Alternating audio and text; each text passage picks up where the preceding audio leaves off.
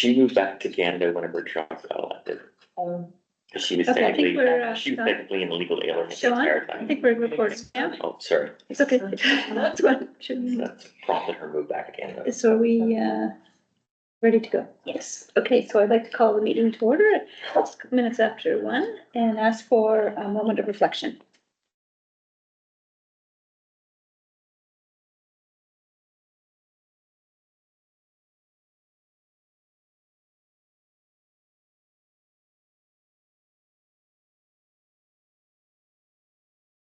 Okay, thank you. I'm going to read the Indigenous Acknowledgement Statement. We would like to begin our meeting by recognizing the First Nations, Métis, and Inuit peoples of Canada as traditional stewards of the land. The municipality is located within the boundary of Treaty 18, region of 1818, which is the traditional land of the Anishinaabe, Haudenosaunee, and Wyandot peoples. I'd also like to welcome our guests today. We have Monica Quinlan, who's the new treasurer of the town. Thanks for joining us. I believe Michael Switzer is somewhere online, and he is the deputy treasurer. Also new, I'm not sure. Yes. Yes, okay, well, Yes. congratulations. Thank you. Nice to be here. Nice to meet everyone. Great. And we have Sarah Clayton, who is the Senior Manager of Audit Services from KPMG. And she was, oh, there she is. Okay. Hi, everyone. Welcome. So we will reorganize our agenda so that you guys are on first.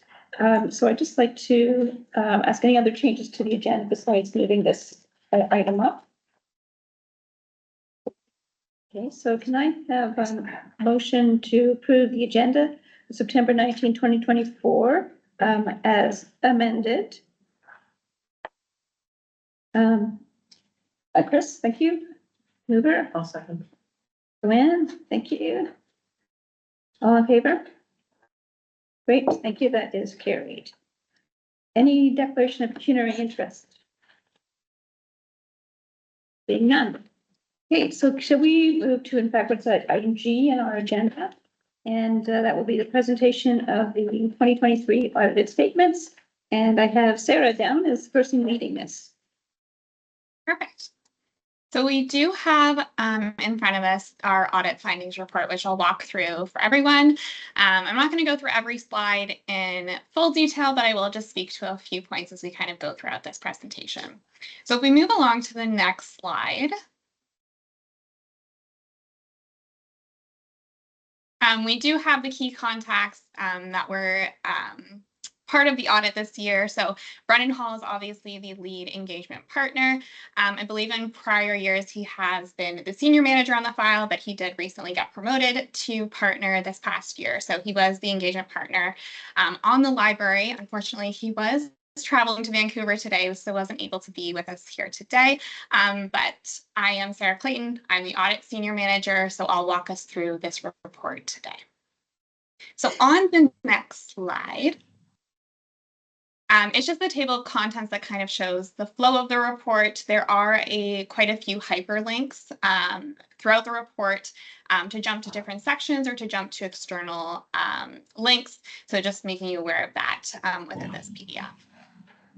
The next slide, slide 4, provides the audit highlights. So this is just basically providing us kind of the highlights of the audit in terms of status that we basically have completed the audit of the library statements. We outline materiality here, which I'll get to in a few slides at 32,000. We highlight some of our risks or a significant risk of management override of controls, which I'll speak to in a little bit. And then other areas of focus for us, which is grant revenue and related party transactions. There was one uncorrected misstatement identified that just relates to the timing of a donation recognized into revenue. That was fairly minimal, so we'll get into that when we walk through the appendices for the management representation letter. But there were no corrected misstatements or no control deficiencies that the board needs to be aware of. And there's nothing to highlight in terms of policy and practices or specific topics that I want to highlight at this point. On the next slide, we dive into a little bit more into the status of the audit. So on slide 5, Basically, what's left to kind of wrap up the audit and issue the audit opinion is just completing our discussions today here with the library board, obtaining evidence of the board's approval of the financial statements, and then we have provided management with a management representation letter, which is also included in the appendices that we just need to be signed. And then once we receive all of that back, we will date our audit report and issue our audit report then. On the following slide, we touch on materiality. So just kind of give the committee some background on materiality and how it's kind of used to plan and perform the audit, as well as evaluate the effects of misstatements. So it is based off of professional judgment, and we do reassess materiality kind of throughout the engagement. The next slide does outline what our materiality was. So on slide, perfect. $32,000 was our materiality. We did send that based off of total expenses. So you will see in 2022, our materiality was $37,000. It's gone down a little bit, but that's just because total expenses, the benchmark that we're basing materiality off of, has gone down a little bit as well. Can you, Sorry, go ahead. Go ahead, Julia. I'm just a bit lost. Can you start over with the 32,000? What is the 30? Where What did is- it come from? Yeah, Questions, where does the 32,000 come from? So we just take total expenses and we have a range that we kind of can set materiality based off of. So you'll see that total expenses were 1.12 million. We've set it based off of 2.9% of expenses. okay, so there can be something under that wouldn't be significant, but okay, got it, thanks. Yeah. And the audit misstatement posting threshold, which I might highlight as well, is $1,600. So if anything from the audit that we found was a difference above that amount, we would communicate that to the library board as a difference. Okay, moving on to the next slide, we just start to get into significant risks and results. So both of these significant risks are required under the Canadian auditing standards. The first one being management override of controls. So this risk is basically saying that management can potentially perpetrate fraud through kind of overriding controls that otherwise appear to be effective. So although it's not although kind of the risk will vary from entity to entity, it is nevertheless present in all entities. So it's something that we can't rebut when we perform an audit. It's just something that we need to design our procedures to kind of get comfort over that. So we do typically look at journal entries and make sure that if there's any unusual journal entries, we'll take a look at it and make sure that we kind of obtain the business rationale and kind of supporting documentation for it. We also typically look at any accounting estimates. So if there's any big estimates within the financial statements, we'll usually take a look at those to kind of understand the nature of the estimate and what goes into that. So there was nothing in the, sorry, go ahead. So you're saying it's a potential significant risk. It's there in all organizations, but we have no estimate of, like, what, I don't understand how the estimate is a no. That doesn't, like, what does that mean? No. So if there were any significant estimates, the library doesn't have many or any, but if there were, we would take a look at any, like if there were any like accruals that the library would have to come up with, we would have to take a look at those to make sure that they're reasonable. Can I help, Sarah? So really what that is saying is that there aren't any large amounts that the library or staff have sort of estimated or approximated. But if there were, then the auditors will take a look at those, but there really isn't anything. Okay. So no is good. So no, it's good. Yeah, It's not. yeah, maybe none. Yeah, it would have to be a dollar amount on that. Yeah. Okay. Yeah, so like I was saying, there's no increase in this risk in terms of management override of controls for your entity. It's just present in every audit that we do. So it's just we have to design our certain procedures to kind of address that risk. Okay, the next one is fraudulent revenue recognition. So this is another one that's kind of dictated by the Canadian auditing standards. However, we do have the power to rebut the risk. So basically say that, based off of the library's kind of revenue streams, we don't feel that fraudulent revenue recognition is a significant risk to the audit, basically because there's not really any significant incentives, opportunities, or rationalizations to commit fraud. Sometimes in larger entities or public entities or things like that, we will have this fraud revenue recognition risk, but we don't feel as if it's a significant risk for the library. But we do obviously still perform significant testing over the revenue balances, just maybe not looking at it necessarily in that fraud percent. So we have rebutted the fraud risk, so it didn't require any additional audit attention other than our normal testing. On the next slide, perfect. We introduced the other risks of material misstatements. So the two that we've kind of highlighted here that we put a little bit more focus on is grant revenue being one of them, just because of the significance of the amounts on the financial statements, and that grants can kind of fluctuate year to year. So we have performed what we call statistical sampling. So kind of taking a sample of grants that have been recognized during the year and kind of reviewing the associated documents to make sure that they were reported appropriately within the financial statements. There wasn't anything to highlight there that we wanted to bring to the attention of the library board. And then the second one is related party transactions. So since a significant portion of the library's operations involve related parties, we do confirm all significant related party balances as well as transactions to make sure that they're complete and accurate. Again, no issues to kind of report from that standpoint. Excuse me. So is the related party basically the town? Yeah. Yes, exactly. Oh, okay. Not people's spouses. Yeah, that's not that. On the next slide, perfect. This just highlights that if there were any what we deem as control deficiencies, we would highlight those to the library board, but there's nothing that has come to our attention in terms of significant deficiencies. The board or the library has significant or sufficient oversight in place, so there's nothing we want to highlight here as well. The next slide. So I'll go through these next few just fairly quickly because there's not a ton that I want to highlight here for the library board. You will see within note 1 of the financial statements that there is a little bit of added paragraphs just surrounding new accounting policies and practices that were adopted within the period.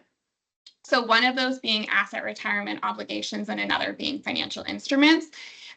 Basically, the note is in there to say the entity has adopted this new accounting standard, but it really has no impact on the library. When we look at asset retirement obligations, that's generally any asset that you own that needs to be remediated at the end of its useful life. So if we think about landfills, if we think about buildings that kind of have asbestos, generally we have to send up some type of liability, but just based off of the capital assets that the library has, there was nothing in scope that would trigger that. So there's been no changes to the financial statements, but the entity has essentially adopted those new accounting pronouncements. And then I don't think there's anything else to highlight on this slide. If we move on to the next one. This just basically says that we have no concerns about the presentation of the financial statements, no new accounting pronouncements that we want to highlight, and then no significant qualitative aspects that we want to highlight either. And then this last one, again, specific topics, if there were any, illegal acts, disagreements with management, anything like that, we would highlight that here, but obviously we have no issues or no matters to report here as well. And then this slide just highlights our independence, just basically saying we're required to kind of communicate our independence to the library board, that we as KPMG are independent from the library. So nothing to note of concern there. I'm not going to go through all of the appendices in detail. I will ask that we skip to, I believe it's page 42. I believe that's the management representation letter. So Within this document, we have the full management representation letter.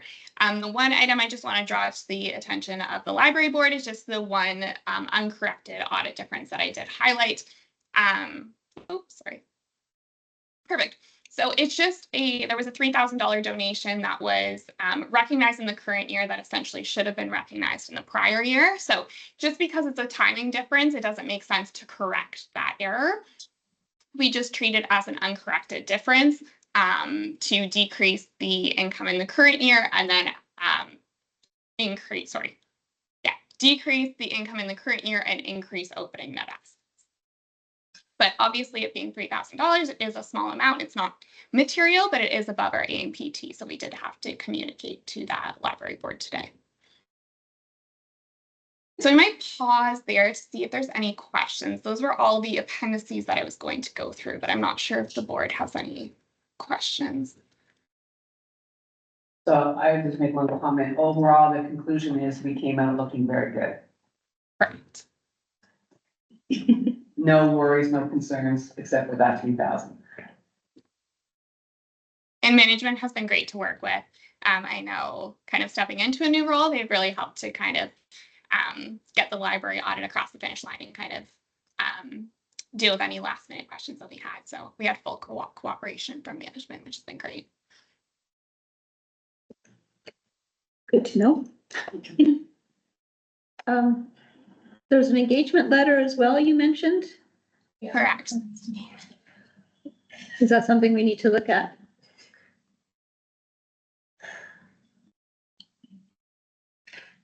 So generally, the engagement letter is issued prior to the engagement starting. And then there's the management letter that maybe would be more appropriate in the sense that what KPMG will put in there is the findings of the audit, which was that everything was okay. But you could maybe, Sarah, just, highlight what the engagement letter entails. For sure. So if we want, I believe it might have been Appendix A. So this is the engagement letter for this audit. So basically it's a year old. Engagement letter, am I correct?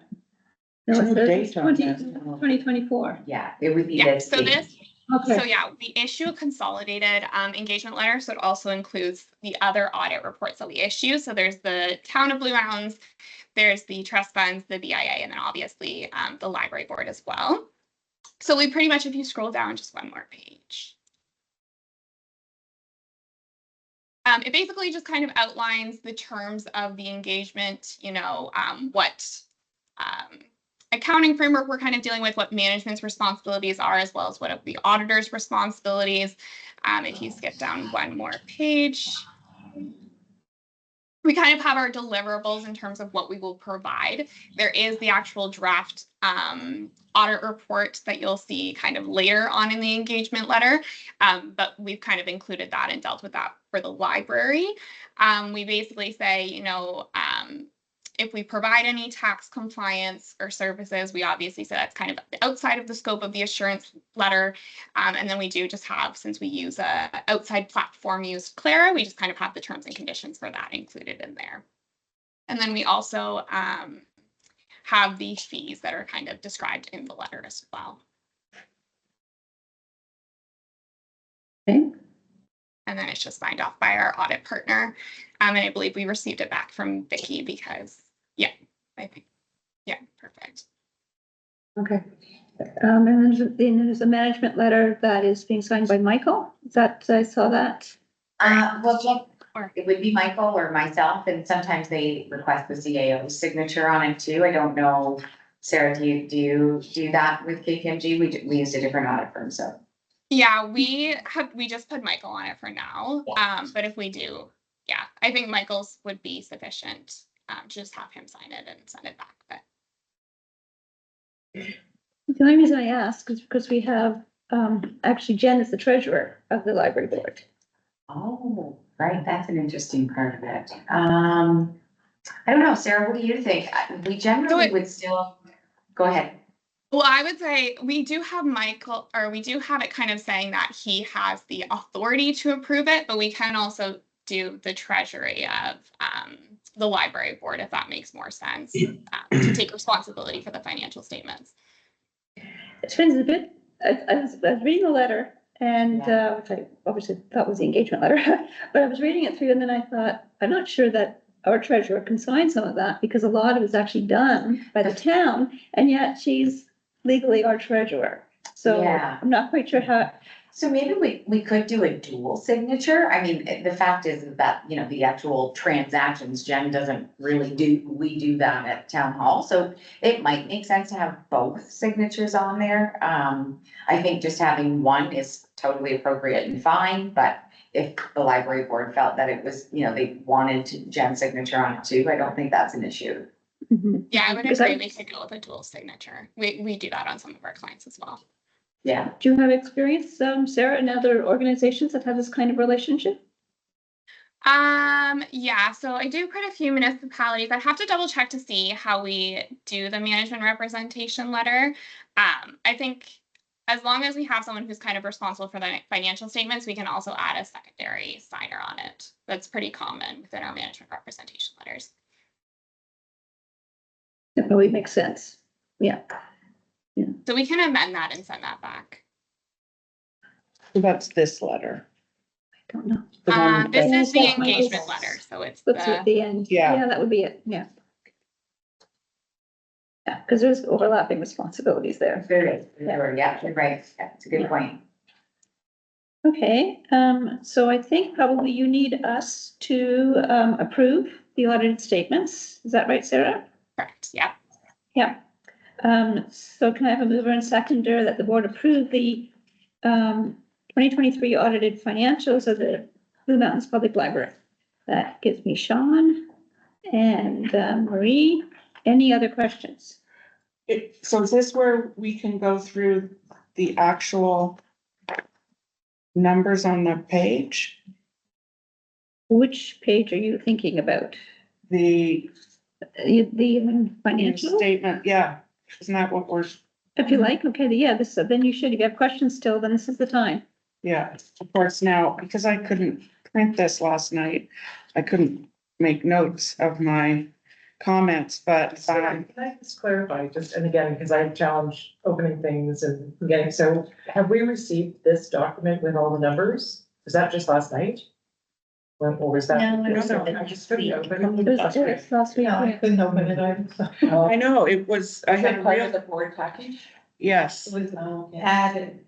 If you looked at the email, she said I've now added 2 other things at the link, but they were very difficult to open. I had to go in several ways and then I couldn't print them. So you haven't seen them? No, No, I haven't been able to. Yeah, so I did have some questions, but it was more, I just need a moment to refresh my memory as to. But I have the board package open, will I have access? No, it's on. Volume 2, yes. This is it, right here. You want to bring it up, can you? Yeah, can you bring them up?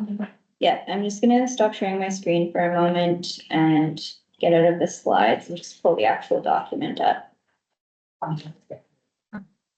And I don't know if we need the auditors with us. It was more, Yeah, well, it was just more questions. Like there seems to be great variation between 22 and 23. So, I would appreciate just being able to go through each of them. So I guess we'd start with the statement of financial position. So our cash is up a lot higher. So Julia, where are you? What page? on On page, this one, this one. So not an expert. I just wouldn't mind some commentary about some of the key trends, if they're timing issues, if it's was expected, et cetera. So, I mean, we ended with a lot more cash and, I note later that or down below that our surplus has gone up quite a bit. So these There are, was a bit of an explanation out there because of staffing. Is that what it relates to? Yeah. Yeah. Vacancies and maternity leaves, et cetera. and then there seemed to be a comment about we're accruing money for this coming shortfall. And I thought I read a comment that suggested maybe that wasn't ideal from an accounting perspective. You're looking at me like, What page? Have did two you- heads. No, but it is I good. can't just do this on the spot. okay, so that's the thing. Personally. Yeah. It's very difficult, so I'm just wondering. Could you just walk through them? Somebody?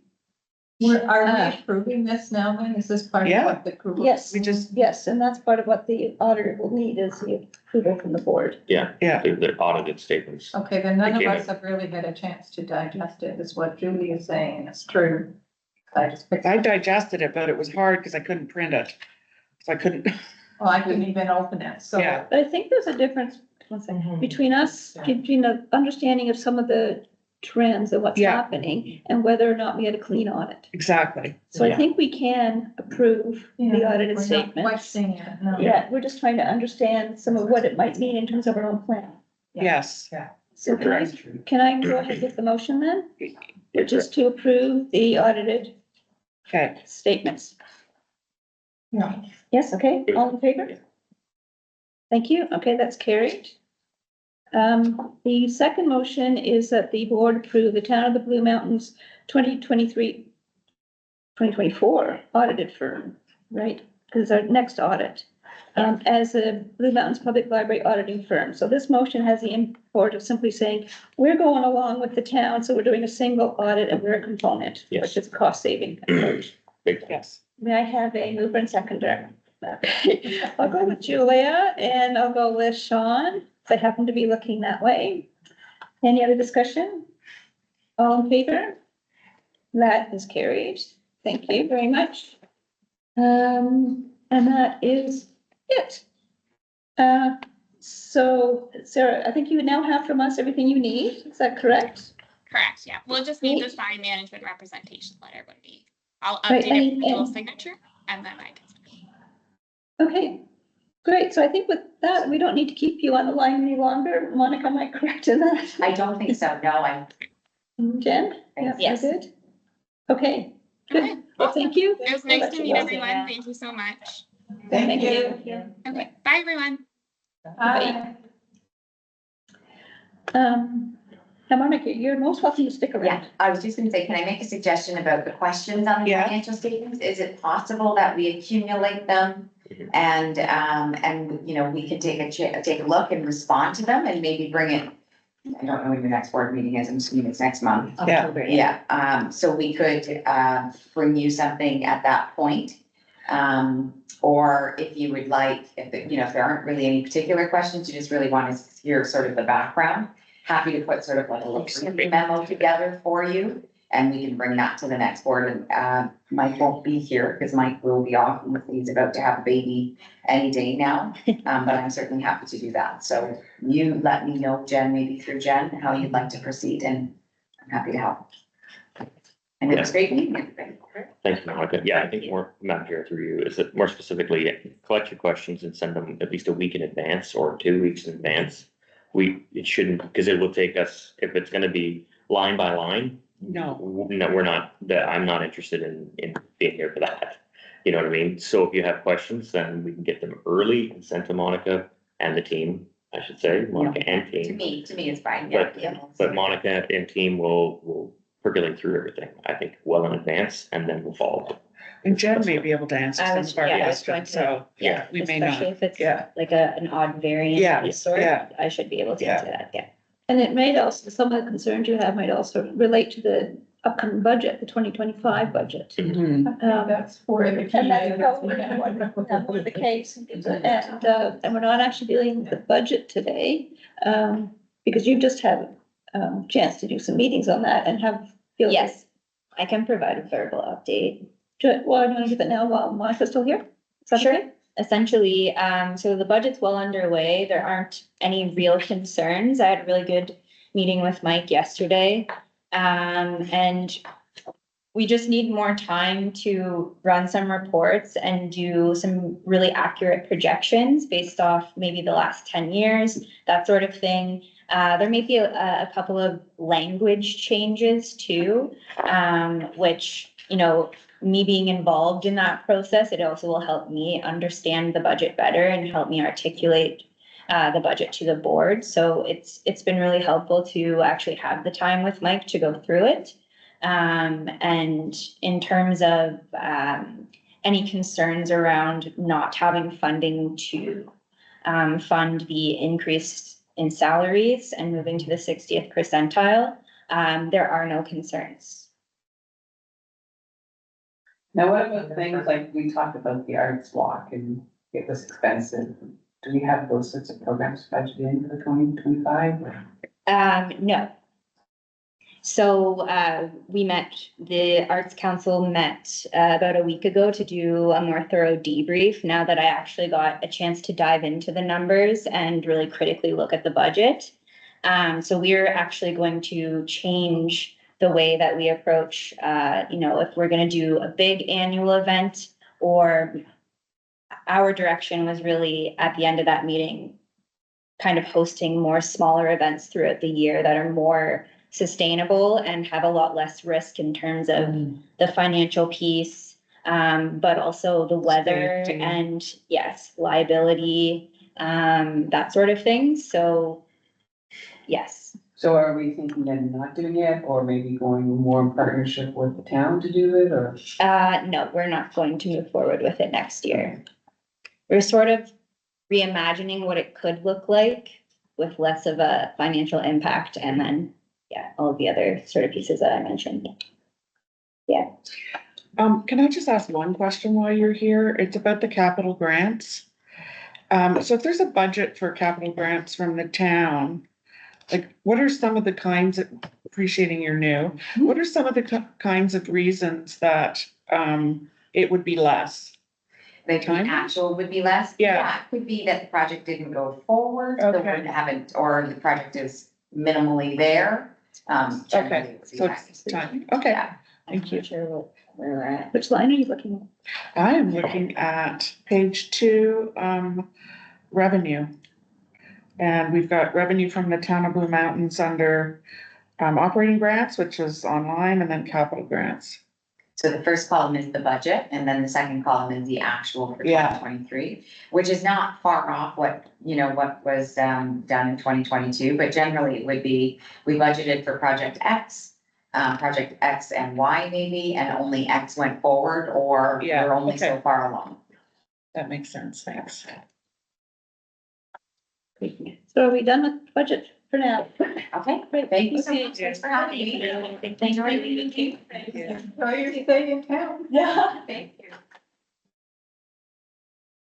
So, Thank you, everyone. yeah. Thanks, Mike. Okay, sorry. Bye-bye.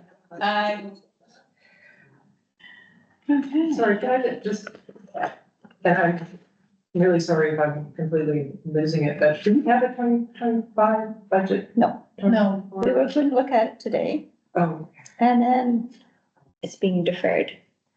okay. But you're happy. Yes, I don't have any concerns at this time.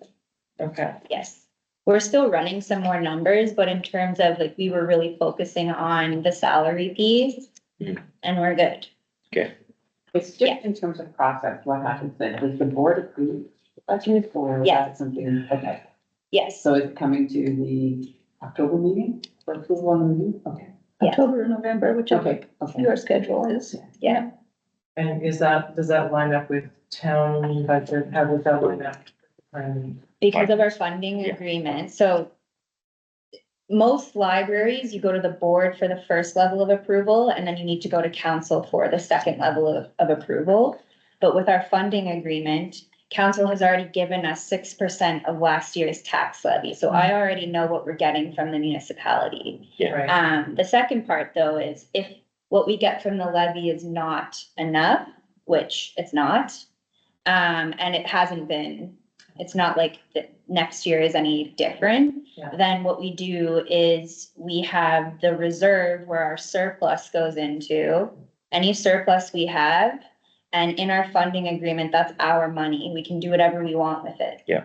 So we'll draw out of that reserve to top up the 6% when needed. So when Mike and I were doing the 3-year projections yesterday, We have a very healthy reserve from our surpluses, so within the next 3 years, there aren't any major concerns. Beyond those 3 years, that's when, you know, when our agreement's coming up for renewal, Again, then we need to have a conversation about, is the 6% and what we have in our reserve enough? So anything we wanna do within the next 3 years, like necessary space changes, That's different though, isn't it, the capital? or Yeah. that's it's separate? different. Capital's different. Yeah. Yeah. Can I also say, that what we have a surplus, Yeah. it was a planned surplus, because we knew we were going to have shortfalls in out years to cover salaries. And we were carrying forward money from the town to cover that. And so that is not like we just didn't spend, because that money is almost all of our discretionary funds, because we only have about less than 200,000, I think, in discretionary funds outside of salary and benefits. Right? I was remembering that there. It's quite small, yeah, so this was a deliberate carryover of, a special grant from the town to help deal with some staffing things because of the bump that we got hit with at the last, salary thing. Which is really the equity changes, could catch up. Is the 6% racially controlled, or is that decided at the municipal level? Municipal. It's municipal level. So our provincial operating grant is just over Sorry, 20. I meant more, does the province say every municipality will give 6%? No, No, no. this is very unique. Lovely. I I've almost never- died when I got here. I was like, whoa. Forever. I've never worked, I've worked for 4 public libraries. I've never seen a funding agreement like this before. Wow, Gotta take a little stress off. Yeah. Unique in the library community. okay. But that also explains too, it's been a little bit of a learning curve for me. And there's been obviously some turnover in the finance department. Of course, I can reach out to Sabrina at any time. She's been incredibly helpful, but to really sit down with the new staff and, even for me to understand, how it works on their side of things, it's just been valuable and Yeah. it's just different because every library and municipality, the budget process works differently for the most part. I'm sorry, the agreements, when does the agreement end? It was just auto renewed this year, so 3 years. Okay. I wanted to ask about the last page, page 9, the budget. Okay. Because at first when I read this, no, this one, What's the note number? it says 9. Note 9. Oh, not, oh, yeah, Page 9, is This it a page. note? It's page 9. That's it, This, yeah. this, this. okay. Okay, So it's 5, note 5 on budgets. yeah. So at first when I read this, I thought, oh, we're not doing something correctly. That's why I comment about the accrual. But now that I'm reading it again, so they're saying we're using a modified accrual basis, which is not consistent with CPA, Canadian Public Sector Accounting Standards. It doesn't seem to be a problem. They just Everybody noted. does it. Yeah, okay, everybody does it in libraries, okay. And then, so they reconciled it, so I was just so we budgeted for a bigger surplus than we had. Correct? We also had a lower surplus than last year. We had 83,000. But where I'm confused is the transfers to reserves. Did we transfer did we take money out of reserves? Like, we must have. In 2023, Yeah, what's the 98 in The brackets? brackets is 2 reserves. Yeah, so It that's, says right there, transfers bracket 2. So we transferred so that. it took, yes, Yeah. this went into the reserve at the end of the year. At the end of 23. Yeah. that's likely the salary number that carried forward. Okay, so then we also have a surplus just generally that's not transferred to reserves, which is why we have 83. Like somewhere in here, it said we had 800 774 surplus. So this is where I'm mixed up. So if you look at page Oh, 2, yeah, let's see what you mean. we've got a 774 surplus. Yeah. Yeah, so that's how much of a surplus we have, but 83. So we had 691, we've added 83, but we also have this pot of money for that we're accruing for the salaries. So that's a lot of surplus for a But public. it also says capital assets. Yeah, that's everything rolled into one. What's the top of that column, please? Actual.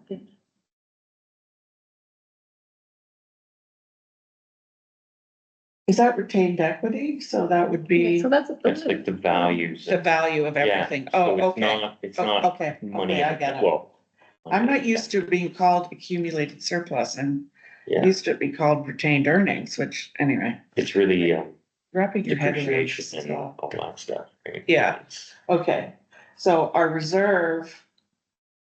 Yeah, So we have a the, separate reserve. the actual annual surplus, so 83,117, which is one that is. Yeah, which is this, So that's still there, that's still yeah, there. Yeah, so, And then we put 98 into the reserve that we're holding for Staffing. future years. Yeah.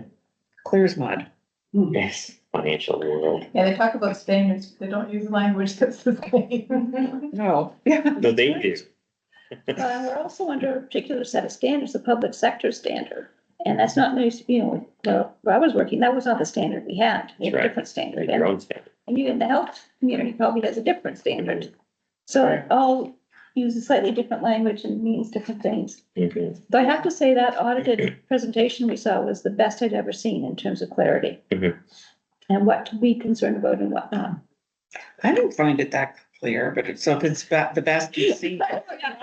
Exactly. But the other ones are like. Like, I see these risks and I'm like, oh my God, and then, anyway. Yeah, and then they say, and you don't have one of those. Yeah, Yeah. okay, I missed that Well, one. that's why I did the conclusion at the end, the audit showed that everything is good. Yeah, Well, We're all good. in January, everybody will, and if anybody wants the big book, to look no, through, that'll get you up to speed next time. That's why this stuff's like, yeah, easy. yeah, okay, all right. But can I answer too, Joanne, you had a question about, on the municipal side, the budget that the library does? Yeah. So yes, there's 6% and all that, but what I got a lot of positive feedback from, especially particularly residents that weren't always that positive towards the library and services, was that because Jen was able to get attach a copy of the budget that we had approved, that made a lot of people a lot happier, because then it's not, you just get 6%, right? It was, or you did that, Lori. There's controls. There was, well, in having the budget The ready, fact that people can see the budget Uh-huh. and see where the money goes. Yeah. Okay, gotcha. it was huge. Yeah. It meant a lot. Oh, That makes sense. Yeah, because Yeah. depending on who's done it in the past, it wasn't necessarily that easy to find.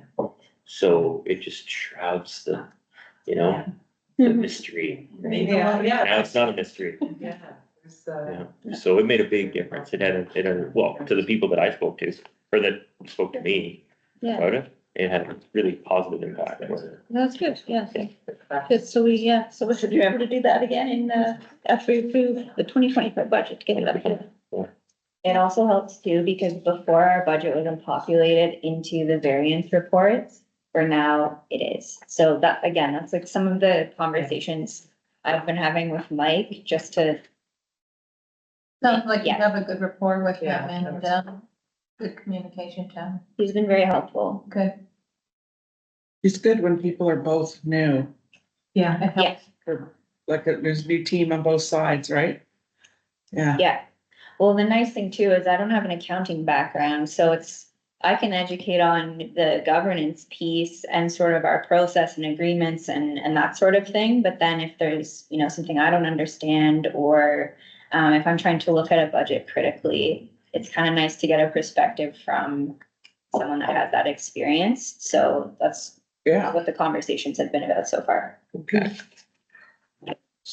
Okay, shall we move on? Mhm. So the next item is to receive a variety of reports And we will take off the 2025 draft budget because longer than September. So otherwise, we, will be looking for a mover and seconder that the board receive as information.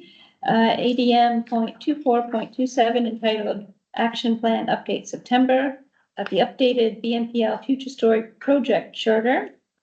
ADM 2428 entitled Board Evaluation, ADM 2429 entitled CEO Service Update for September. Yes. Thank you. Mover and seconder, please. Sean. Seconder. Chris. All in favor? Thank you very much. That's carried. Previous minutes. So there's two sets. So looking at the July 1st, any comments, questions, changes? I have one small. I had a general question or comment that, I mean, it's wonderful to have a refresher, but I feel like our minutes are a bit too detailed. Like, so for example, I was reading what we said we were going to do with the SROI, and we didn't quite do.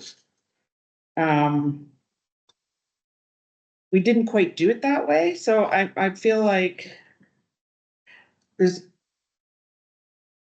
some opportunities to just say a slightly less, so that we don't lock ourselves into having to explain why we didn't do it that way.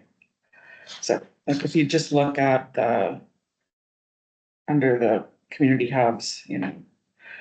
And we also, when we met, we didn't look back at this, so I don't feel that we necessarily need all that detail in here.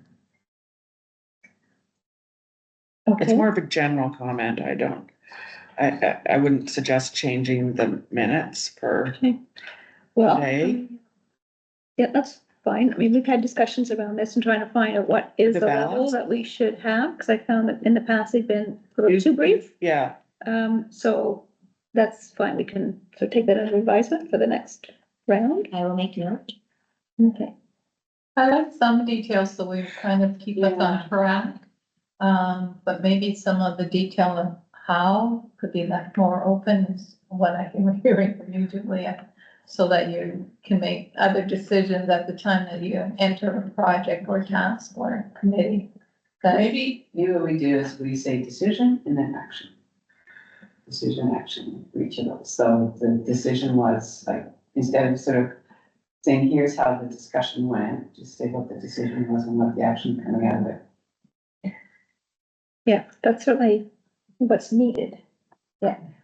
So, but I'm not sure that we need it to be that fine. Well, not So, yeah, yeah. No, I was going for it, but Julie, would that cover what, like, are you saying there's just too much? well, I kind of like the background, to be honest. I liked reading it because it was a good refresher, but I'm just thinking in terms of, you know, documentation forever. If we ended up doing something a little different the next time, are we opening ourselves up to, No, I don't think so. you can just explain it. at the Yeah, next I meeting. guess? Yeah, because that was part of the discussion at the time, and then you come back the next board and Look at we have different- yeah, another discussion yeah. and we make a different decision. I just think, I mean, I know it'd be, my opinion, it'd be more helpful to get the minutes out earlier if you could. do Maybe. that. I know, and that's a bit of a, Maybe because that. then you'd have that before your next meeting, and go, oh, yes, okay, that's the direction we're planning on taking, and then you make a decision Yeah. whether that works or not, because these are all projects that are ongoing, so they're moving targets. So Actually, the that's minute was very helpful. quite accurate at the time, Yes, and that's really what minutes are about. So instead of waiting until the entire package is complete, you want the minutes as soon as they're complete? As soon as possible, yeah. That's Yeah. easy. They Yeah. could go out separate, like on their own. Yeah, I use because that. we that's didn't, about- when we met, we never said, oh, what did we say? You know what I mean? Yeah, I mean, we touched on it again, we were like, what were we agreeing on, and also, and then as you get into a conversation on a project, often new things have come to light. So, Yeah. Okay, maybe we can't do it this way. Yeah. Yeah, okay. So, Sean? yeah, so, sorry. I think constructively moving forward, rather than doing a push pull on this is not enough for this is too much, but when, you know, I get it, I understand it. I deal with a lot of minutes and a lot of different boards and I deal with a lot. So But I think what might help would be a brevity to the physical for Jen's work to type this out with the link to the meeting itself. So if you're thinking that there should be more, it's up to you that you can watch that point, the hyperlink to this point in the meeting. Do you know what I mean? Like you could rewatch the meeting and listen to the discussion yourself again.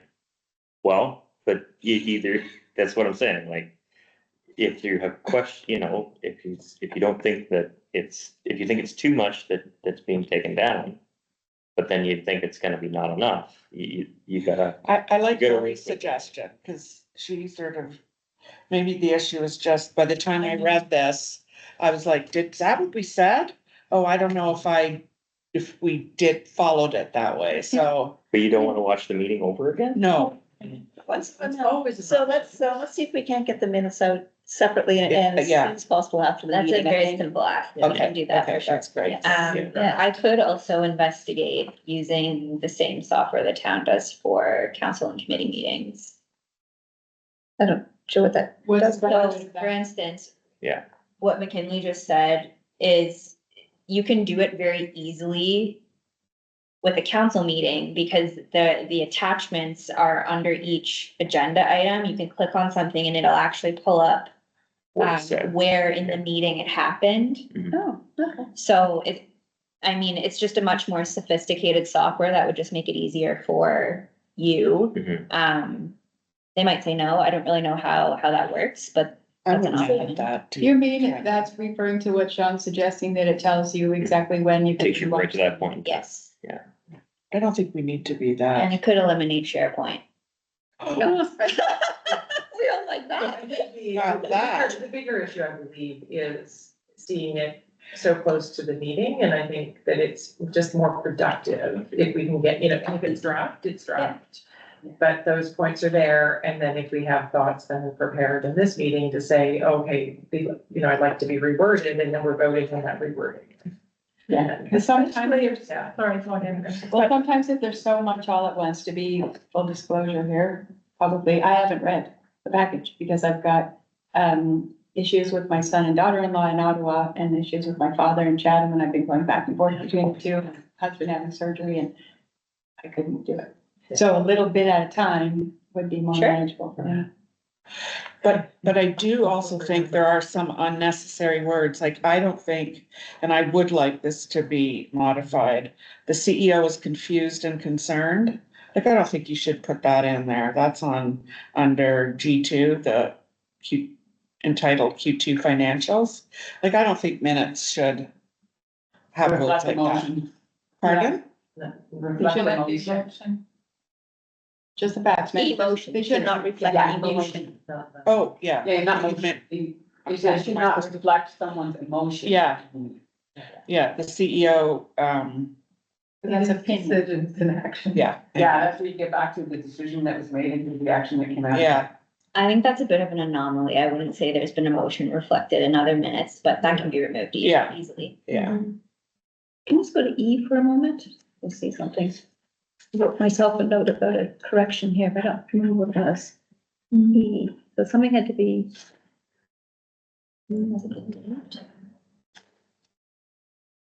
Registration was Monday, May 13th at 2 p.m. This was the July meeting, so I think it was probably July something or other.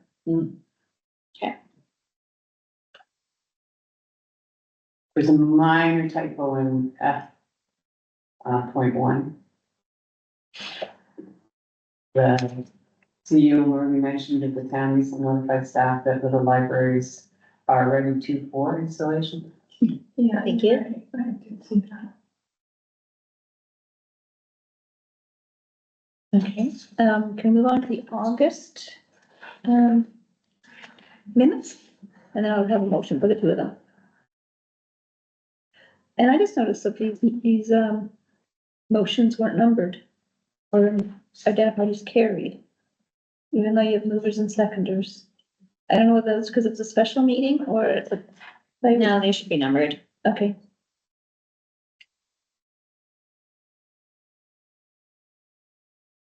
Any other comments, questions around either set? So can I have a mover and seconder that the board approve the board minutes of July 25, 2024, as amended, and the special meeting minutes of August 15, 2024? I guess that's amended as well because of the numbering. Mover and seconder. I see Joanne as well. Carol. And all in favor? It's carried. Thank you very much. There were nothing in terms of communication for the board. And this deadline was probably not July either. In terms of this, in terms of when you do the minutes. Thank you. Yeah, that's great. I missed those three when I reviewed the agenda. So we're on to the strategic plan updates, and the first one is the action plan update. Is it July though? No, that's been corrected. It was meant to have been September sometime. Oh, okay. Did you just say that? I did moments ago. She was just kind of talking like an aside, so Okay, so. I heard it, but it wasn't really broadcast. So in terms of the action plan, are there any questions about what we have in front of us When did you get added to the package? today? Well, no, this was in the amended package though, but it did go out later. But there really aren't many updates since the last meeting. I can speak to a couple of items if anyone has any questions about the status of them. I don't see any questions, so There's just one comment I do want to make. So the Little Free Libraries, we have actually, since the last meeting, recently established a date for an official ribbon cutting ceremony. So I will send out communication to the board following this meeting. But we are going to be doing that on Monday, October 21st, which is also the date that we've secured to present the Volt to council. And it's purposely selected because it's Ontario Public Library Week. I had a question about that. So that day you want to present it, that's a public meeting that day, We already are on the agenda, for the public meeting, yes. okay. Would you recommend we change it? Oh, no, I was gonna say, I'm sorry, but you know, with the ribbon cutting, I was just having a discussion with Mary Dodge, was that be far more picturesque if we did the ribbon cutting in Ravenna with all the colors and then it doesn't feel so Thornbury centric. That's true. Because I'm not worried about, you know, about that, right? It's up to you. I just figured it was Ontario Public Library Week and we were meeting council where they already were or will be. And then we'll also have representatives from the board that will also be there for the Volt presentation. So that was sort of Okay, I didn't realize that, I'm sorry. I where I was going with it. didn't realize that. Plus, they don't send the agenda out until a week before. So I wouldn't know No, that you wouldn't know until before, so, okay. I was reading in your service report about the little libraries, which are wonderful, except that there's no information on them. And there's no food, and, cause I was just like out on pole walking. And I was like, oh, here's the little library, I'll go look at it. And people are saying, what is that? We Oh, just recently ordered plaques, so we're not Okay. ready for the official launch yet. Okay. So that's sort of, so it'll say something about you can drop off books, you can take books. yeah, we'll have, every Council location will be registered 9:30. through the Little Free Libraries. There will be plaques that, have, you know, take what you, I can't remember what we put on them. It'll have the partners listed, and right now on a few of them, there is sort of the pantry coming soon sign. It's possible some were removed. Yeah, But there are things that are underway that haven't been added just okay, yet. Yeah. okay, good. So, sorry, Jen. Yeah. Sorry, Julia, but going back to it, so what I have scheduled on that day, sorry. Yeah, sorry, you're right, it's a council meeting, my apologies. It's the next day that's the public meeting, so I'm sorry, yeah. So, but we're just doing a deputation, Yes, so there'll be no questions? there may be a few questions, but the time limit is Right. We have, shorter. sure. Give them 10 minutes. Isn't it 10 minutes? Yes. So we can do the vote in 10 minutes? Well, let's get on to that because that's the very next item on the agenda. Oh, sorry, before we get to this, so you have times for those, Jen, Yeah. and everything? You'll send out details? Yeah. Okay, so we go to the Volt presentation. Was there, sorry, Jen, was there something else you were gonna say about the action plan? Have we left? Let's move on to the next item. So what I included in the package, is just sort of, you know, some minor things may be changed between now and October 21st. But I wanted to give the board and members of the committee that have been working really hard on this, a visual just in terms of what it will look like. Very simple slides, so not all of the data will be plugged in on the visuals, so it's really the actual talking points that can go into a little bit more detail. But the same report that went to the library board would also go to council with the full details about the calculations and et cetera, as an appendix. I really like that first page. I love those words. Did you write those words? Which Joanne? one? Sorry, I couldn't know. This. I just condensed from, like, I referenced the PowerPoint that the committee was working on, and I just sort of condensed things and tried Yeah, to make it easier I to thought, read. finally, that makes, like, I think people could get that, those words. I'm not sure about the picture, cause I keep looking for hours, arrows, and I'm like, what? But maybe we still have time before October. Yeah, and so what you would actually see on the slide also isn't necessarily word for word what you would be saying to. Yes, Right, but but that's a lot of words. I like the words, just the words, without the picture. Yeah, I mean, the reality of the audience, you have. Anyway. You have someone who needs both, but Yeah. yes, and I think. Yeah, but the important thing is knowing, as you were saying, Jen, is that this is sent to council beforehand, so it's important that there are words. Because if you just send a presentation with a huge picture and 2 words, you know, then unfortunately, you know, it's not fair to the audience who needs to absorb and understand a little more, so, yeah. But I thought those 2 sentences were just absolutely perfect. Cause I think everybody can wrap their head around that. This one's word heavy, which again, it can be modified a little bit.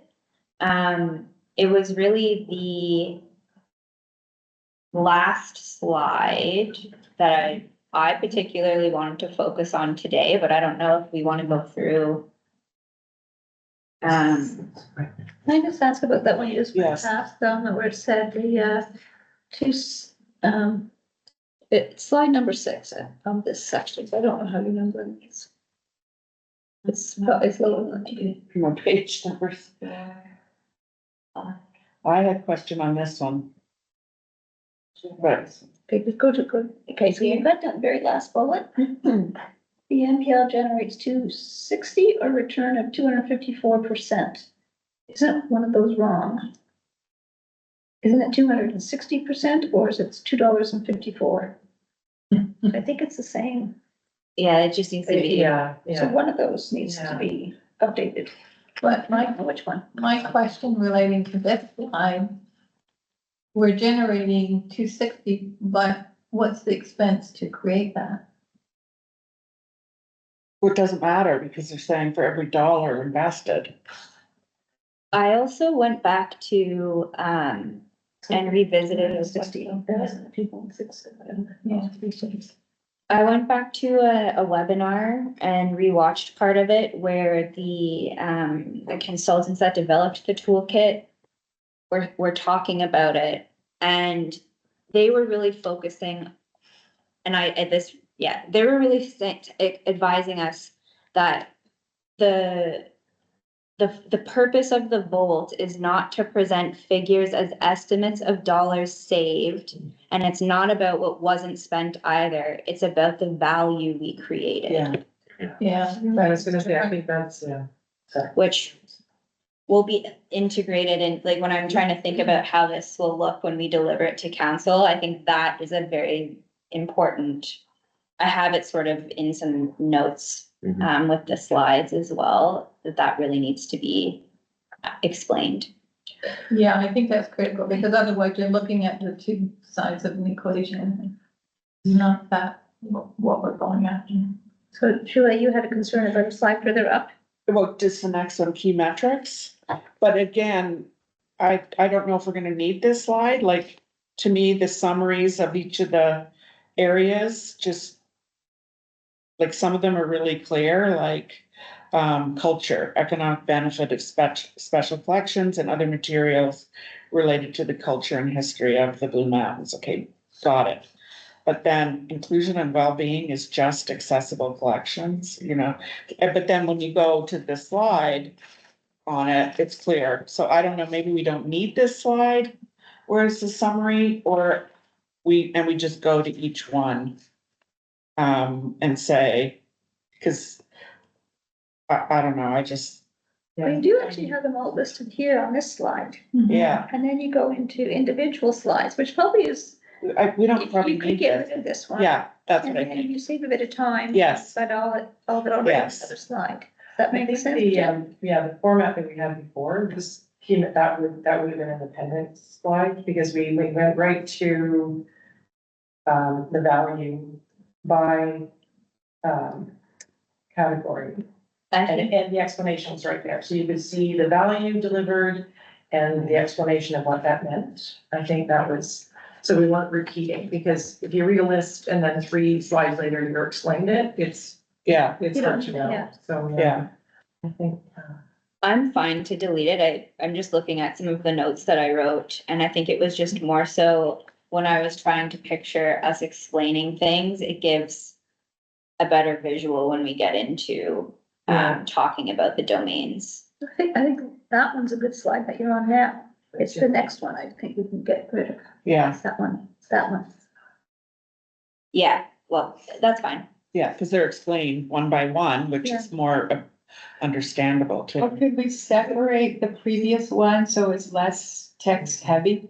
So that each one is separate, like on a separate slide, or are you thinking that's too much? Yes, well, That's it'd be what too many she's done. slides. so.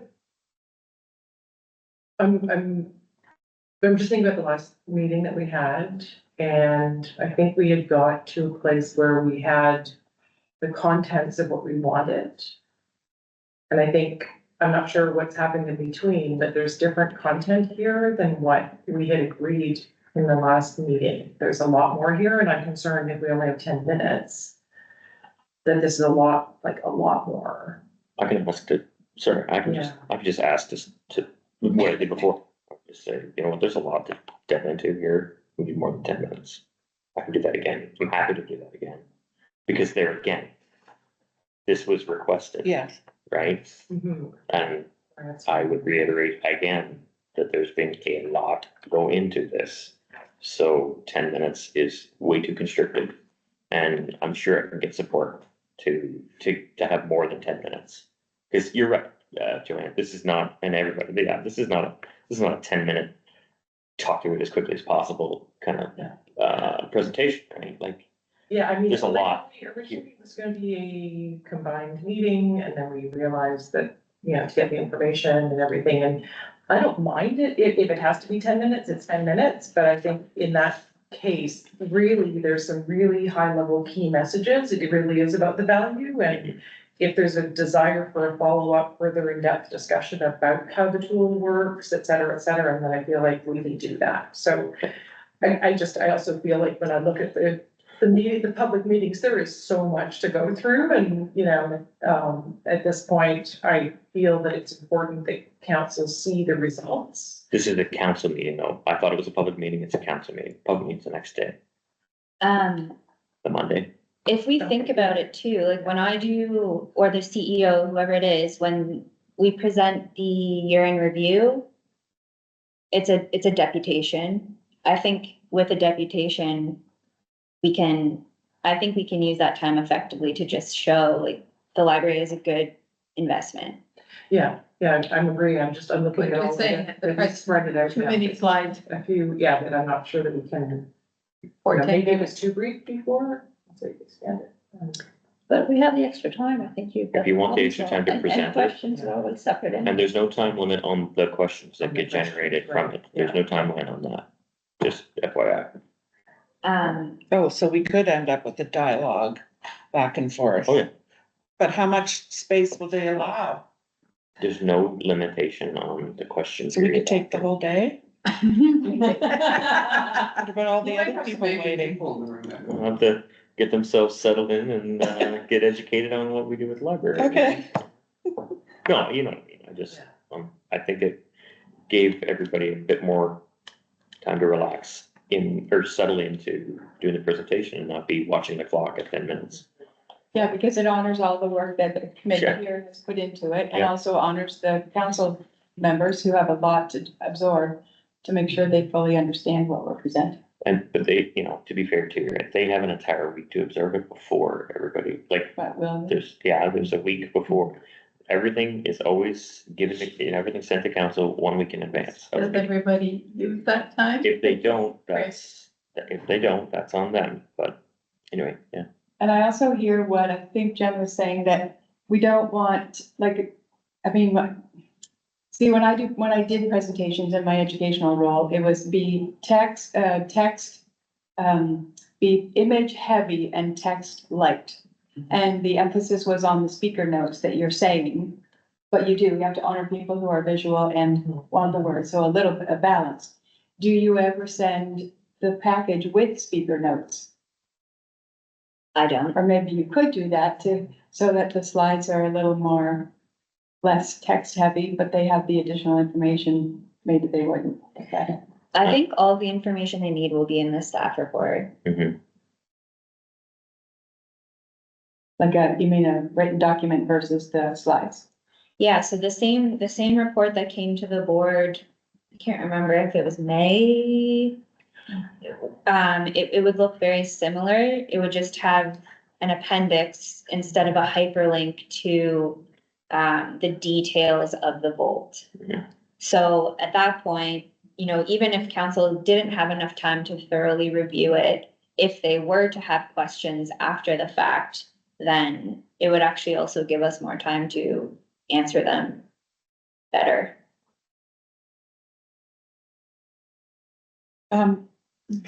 So, sorry, so we're gonna continue on this, so I'm looking at this as an example, first of all, I do like the layout, I think we've done a great job on that. I think what we had was, it would be space, and it was the total dollar amount, and then we had a couple of sentences of what's included in the space calculation.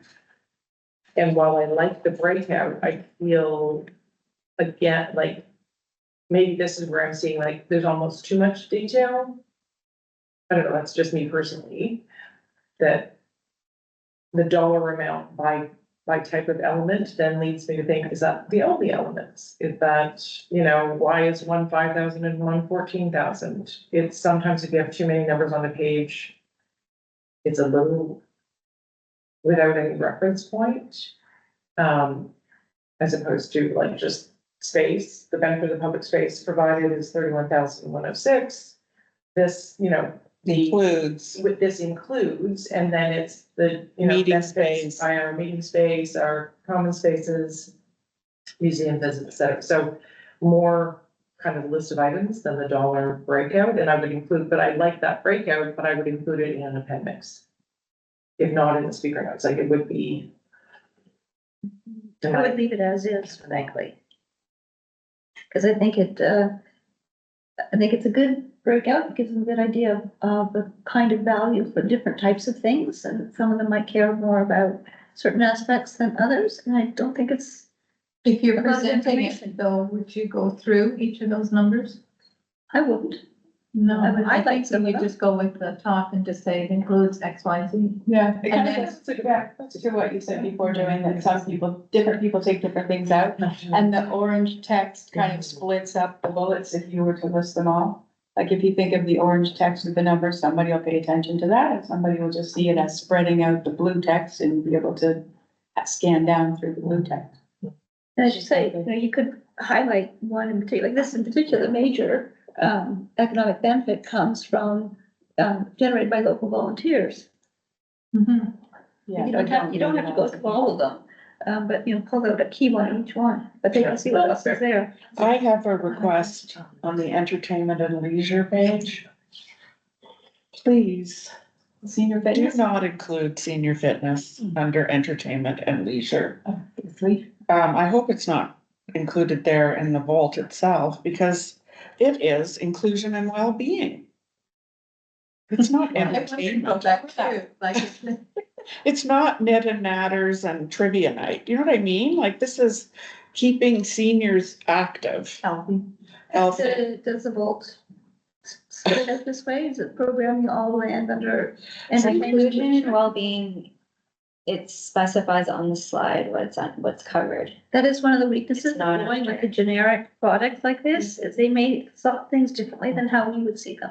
Well, then just don't put it there because it Just just sounds frivolous. Well, yeah, Yeah. don't name it. Yeah, But it's still. it's, included in if that, Yeah. okay, fine, but Because, you know, inclusion will. I was like- say health. I was in a huff. Assume it's in your. Knitters and that is probably it's about social Yeah. cohesion, you know, and There's a lot. being together, right? It's Yeah, not but just- we're learning how to get up if you fall, right? Like, I mean, that kind of stuff is important. And how to get up off of the toilet, that you can keep getting up off the toilet. But I say that's one of the weaknesses of doing. something Yeah, that's generally okay, set fair like enough. this. I just couldn't let a meeting go by where I didn't say something about senior fitness. I had two other small comments. One was, there's a slide 9, benefit of inclusion and wellness, and yet the introduction refers to benefit of education services, so that's clearly Yeah, just I a wondered typo. about that too. It's just a cut and paste. Yeah. Yeah. All the other ones were correct.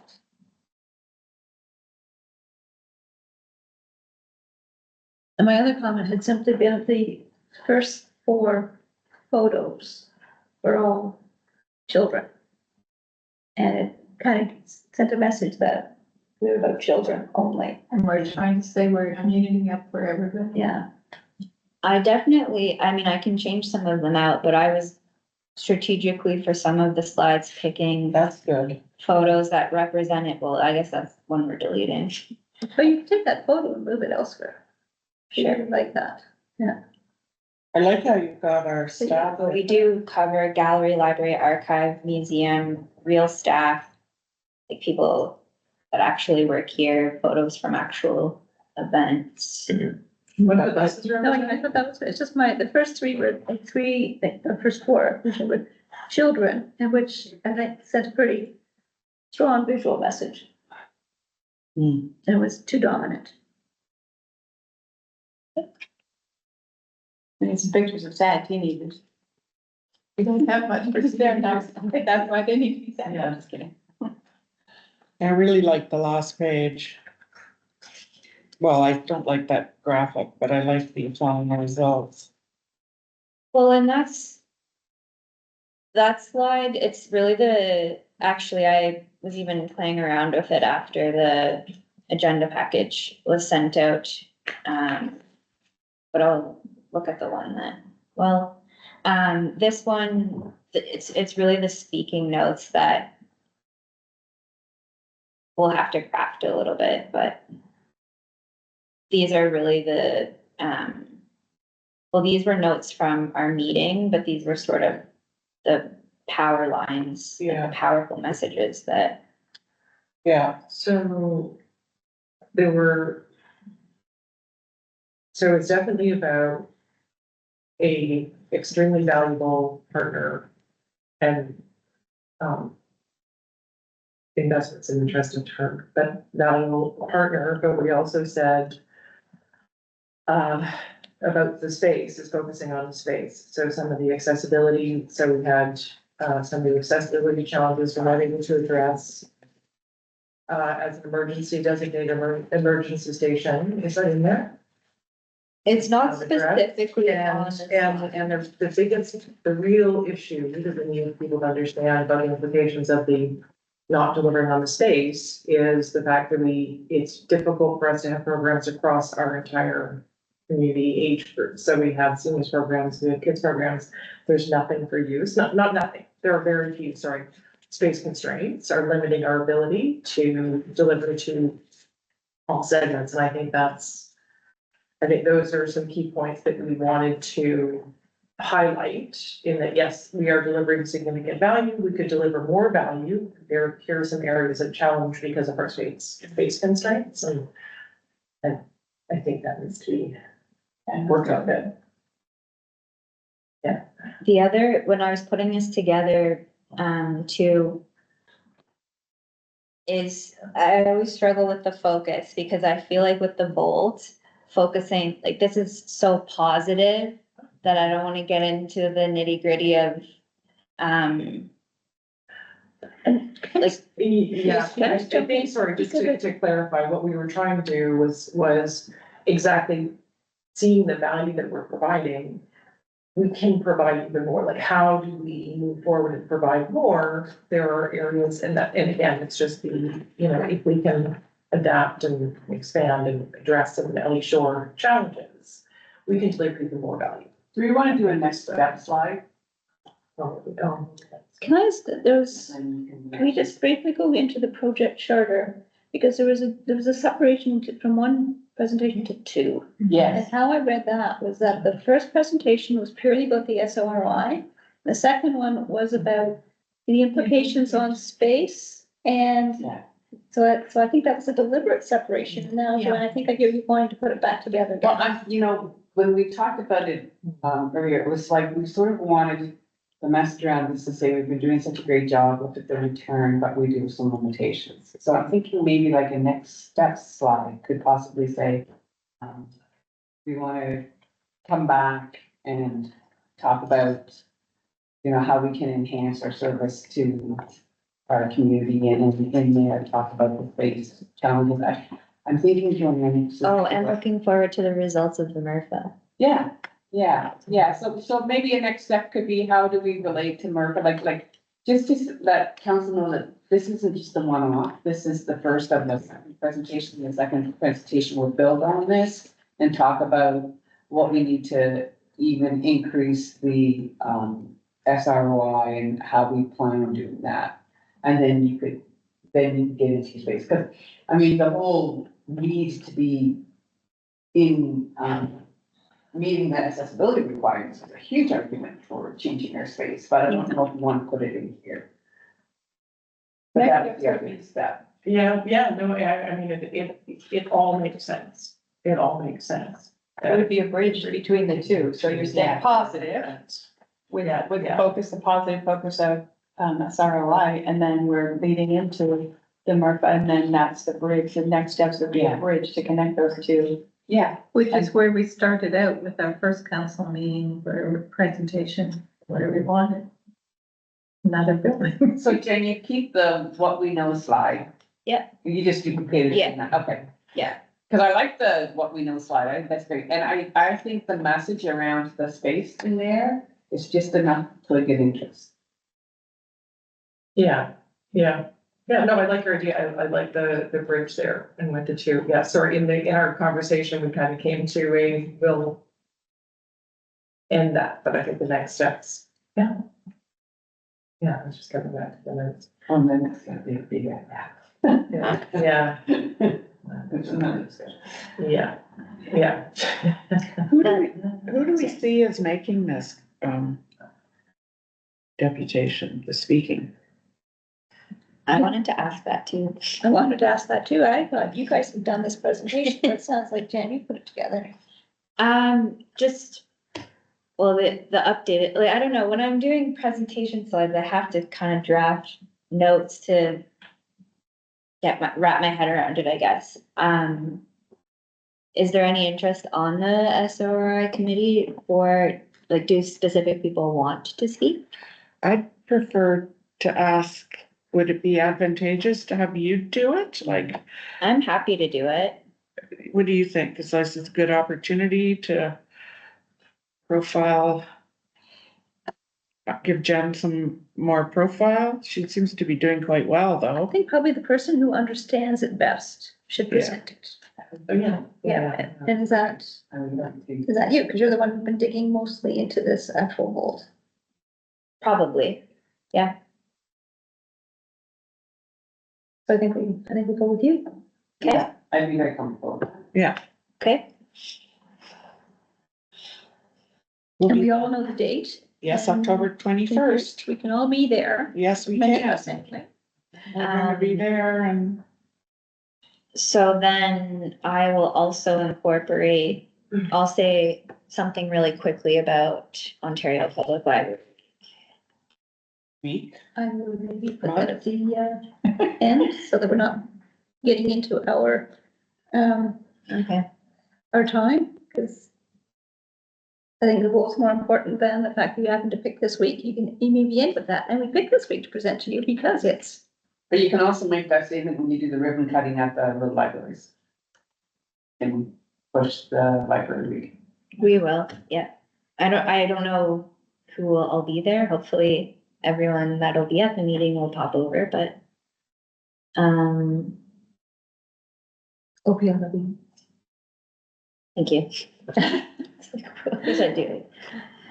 okay. So if we move on to the project charter, So sorry, just one in terms of sort of trying to get conclusions on what we talked about. You're gonna take up that one slide at the beginning that has the list of everything? Yeah. Okay. I just need to see where I was going with. It's slide 5. I just wanna look at the notes to see Yeah. why I delete your separated notes.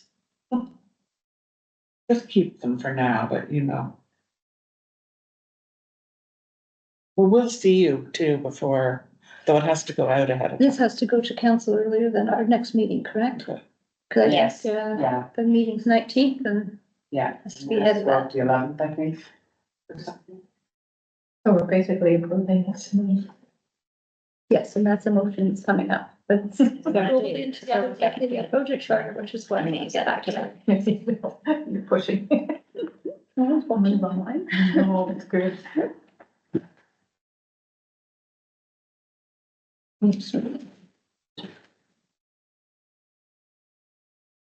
So the project charter, are you ready? Oh, you are ready, okay. So that was the thing I noticed about the project charter was the major difference I saw from last month was the separation into two presentations, which I came to understand that the first presentation was around SORI. Mhm. And that's October 21st. And then there's a second presentation, which is about demonstrating 2024 growth. The need for more space, and that's the one that's targeted for December. That's my understanding, that's correct. I think that's a really good plan. And are we hoping to have any MRFA results that will complement our space, or we just? We'll have to revisit when the Yeah. results are out, but they will be out by then, so then Okay. we'll have to Yeah, decide how we wanna go back to How we wanna council, whether position it's at the same time, and yeah, position it. Can I ask some specific questions on the charter, or are we gonna go? Go ahead. How are we gonna review it? Okay, so under the project purpose, your last sentence, you say this presentation, is it new presentations, or are you referring to both presentations in that sentence?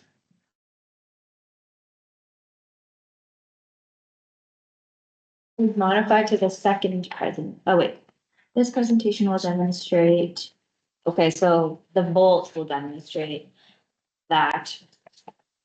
I mean, I guess both together. So that, because what you summarized in that sentence is what we want both presentations to do. Yeah, So I think if you These just said these presentations. presentations, they would cover that. okay. and change the end date then, because. Yes. Yeah, so that says the end date then has to be different, because Okay, right sorry. now, at the top, it says project start Okay. date June 20th, end date is October 21st, so it's really more December. December December. is what we're thinking is. End of December or, Yeah, the end of the year. yeah, December 15th. Is the suggestion to add 2 dates to the end? No, to Or change simply give the end date is get rid of the October 21st. And you're saying December 2024.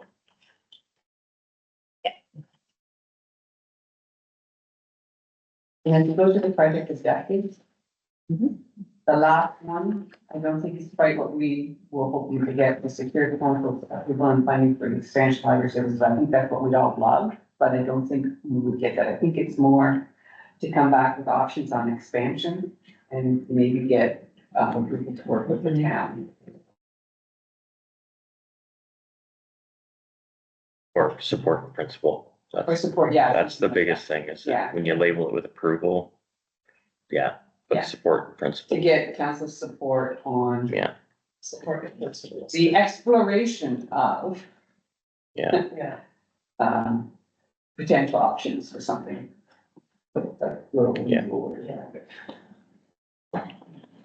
Right. Yeah, of options for the expansion. Yeah. Yeah. Yeah. And if we get that, I think that would be huge.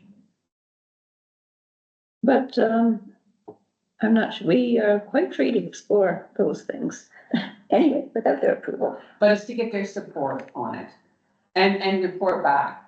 But then we don't, but that would be another charter, so that maybe we don't want to put that in this one.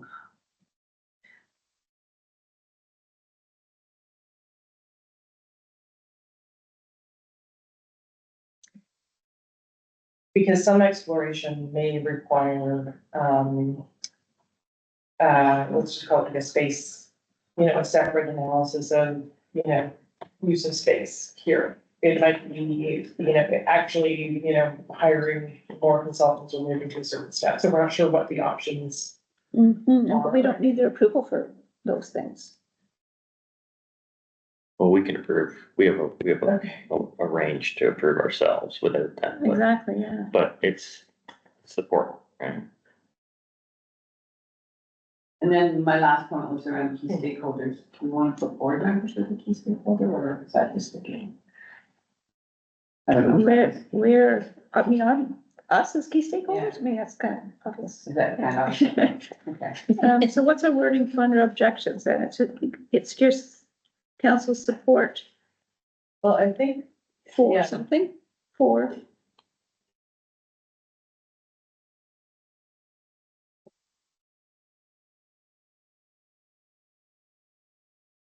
frankly, it's for support for the expansion of library services. Period. But I'm hesitant with the word services.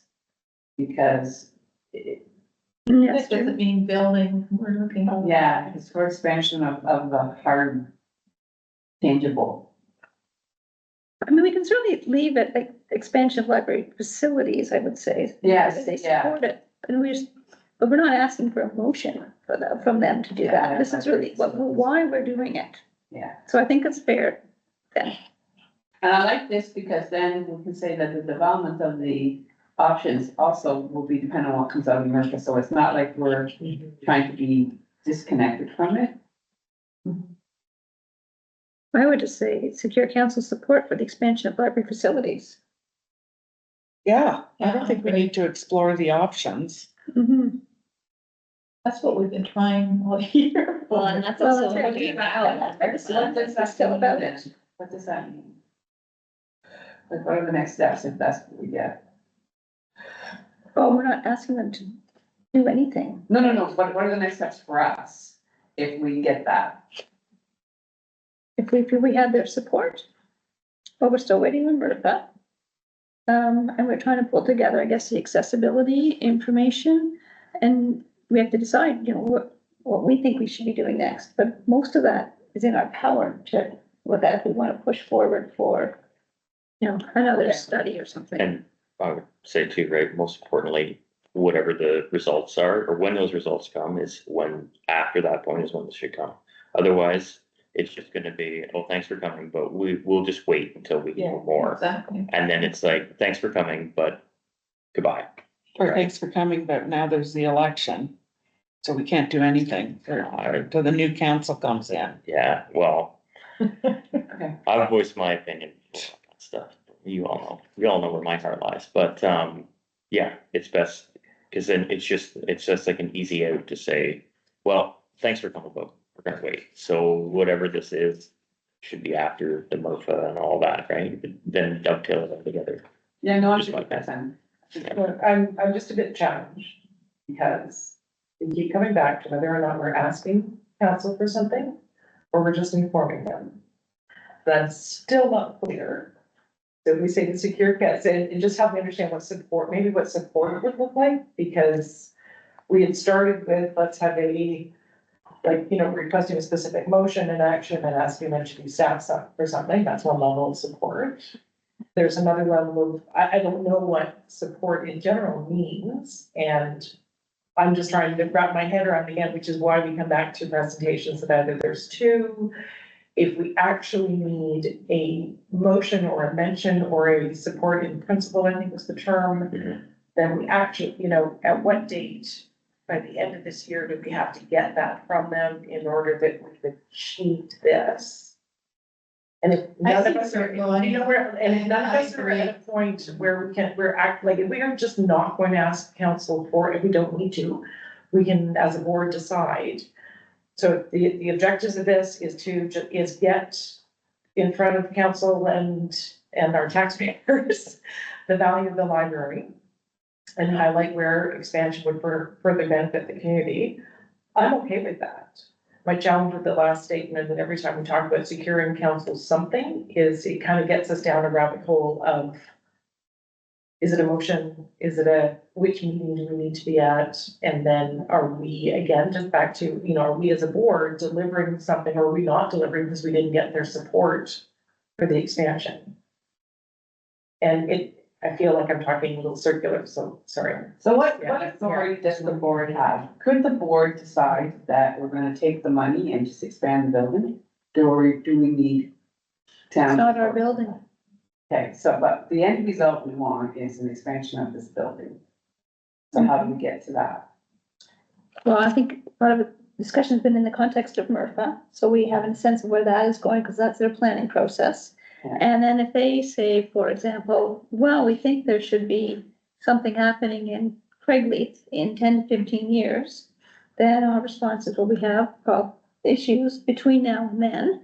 And if that's your direction for Craigleith, then we need to be expanding services here now. Because Craigleith is 15 years old, so it's contextual. It's really where does MRFA land us, and what does that? So would that be our December presentation to council? Yes. And what do we want as we walk out of that presentation? What do we want from council on that presentation? I think we have to decide. We have a sense of what MRFA is doing. Yeah, I think we have to wait a little bit closer. I mean, we know what we want generally. It's just how we're gonna position it may change depending on what we learn, this fall. It's also possible, maybe, that the MRFA will say, Keep the libraries alone, like, or if you need to expand your current facility Yeah. now.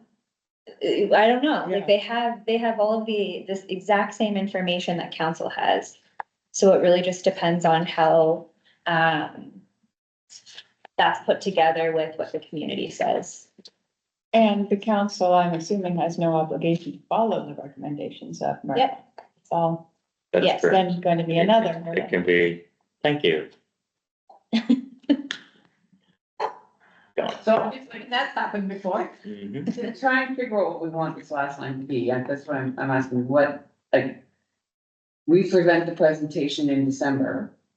Are we hoping that council says, yes, go ahead and do an expansion? yes, Are we looking at that level of detail without any options on what that expansion would look like?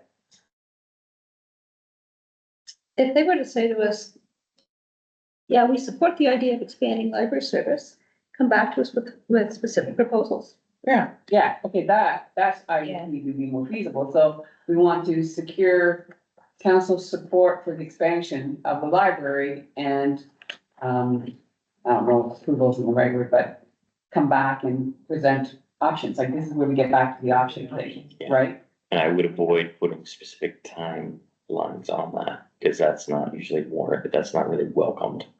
Because if we say and to return with options, then we Mhm. put a sort of something around what that support means. Yeah. For us, what we want that support to mean is, yes, we realize the library needs an expansion, and yes, come back and give us some options on what that expansion is like. Even like the accessibility thing itself means we should be in front of them last meeting. Or, so that's why I think we should, go and also say to report back with options. I mean, this is just our target, right? No, so this is what we want. We want to be able to present in December. Here's what the library needs, and we'll come back with some options on how we will be able to meet those needs. Okay, so it would say expansion of library facilities and report back on options, or with options. Yeah, something like that. So secure council support for Yeah, expansion of yeah, library just from that services actual- and report What is the word? back with options. Yeah. Yeah, it just enables us to continue the conversation. Yes, that's, yeah. Yeah, we just want to keep the door open, and actually, we want a yes, go ahead at some Yeah, point. yeah. There are stats, we recognize there are stats. And December is really kind of a guess anyway, right? Because MRFA that's still a target for MRFA, but it may not happen then. Yeah, I wouldn't hang my hat on it. You Yeah. could do your pending confirmation again in brackets with the December date. That's a good idea. Here, Yeah, where you had before. Yeah, that's great, thank you. Yeah, I was just wondering if Merkle would be definitely done by then. Would the Merkle results definitely be out? Any consultant, I don't I don't get my hopes up. I mean, if they are done in their order, in an orderly fashion, winning, but from a timing or project management perspective, we are on time. Well, they Right were now. at the fair yesterday and they were taking feedback from people and pushing the survey, so that's a good thing. Yes, But it means they're still getting lots of data in, so they haven't analyzed things and, yeah. which is good, because one of my points to them was is that I don't want to see a survey that had 127 people, right? All from wherever, right? So they're well aware that they need to cast the net very wide. Yes. Well, certainly signs have gone up in a lot of places, like I thought. That's communications, Yeah. communication staff have done that. And it's They've done a great. great job. Just, I don't think there's anybody that drives around here that doesn't know they should jump on and do the survey. we also have a iPad stand set up here for Oh, good, people too, with the fake poster. but are they doing that? Yep, we're doing very well in terms of responses. Right. But the other thing, when we talk about the number of responses, is it includes both communities. Mhm. So, As long as ours is well. Can't worry about calling. Any other comments or changes on the project charter? So with those changes, I'm. You good? There's probably under out of scope, there's probably needs to be a kind of presentations are probably sort of all again. Last bullet. And your data collection and analysis. Obviously, but it's, date, so I'm sure it's, basically it's prior to the first presentation. Am I correct? Or is that referring to some larger set of data?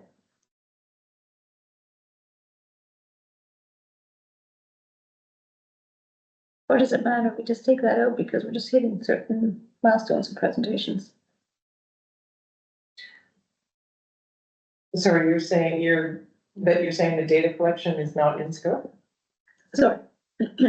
No, you're not on the right spot. Can you go down to the number 5, project milestones? oh, I was also confused. Thank Yeah, you. just two. Oh, here, Yes, thank you. so I think that's probably, Done. It's done, yeah, I would just take it out at this point. Well, why would you not just put a date on it to say that it's done? Why would you take it out? I figured it was because you had other data collection to do if you're aiming for a second presentation. You have more to collect. You can just put ongoing instead of the word date. Yeah. Does that get to what? Yeah, you're right. Sorry.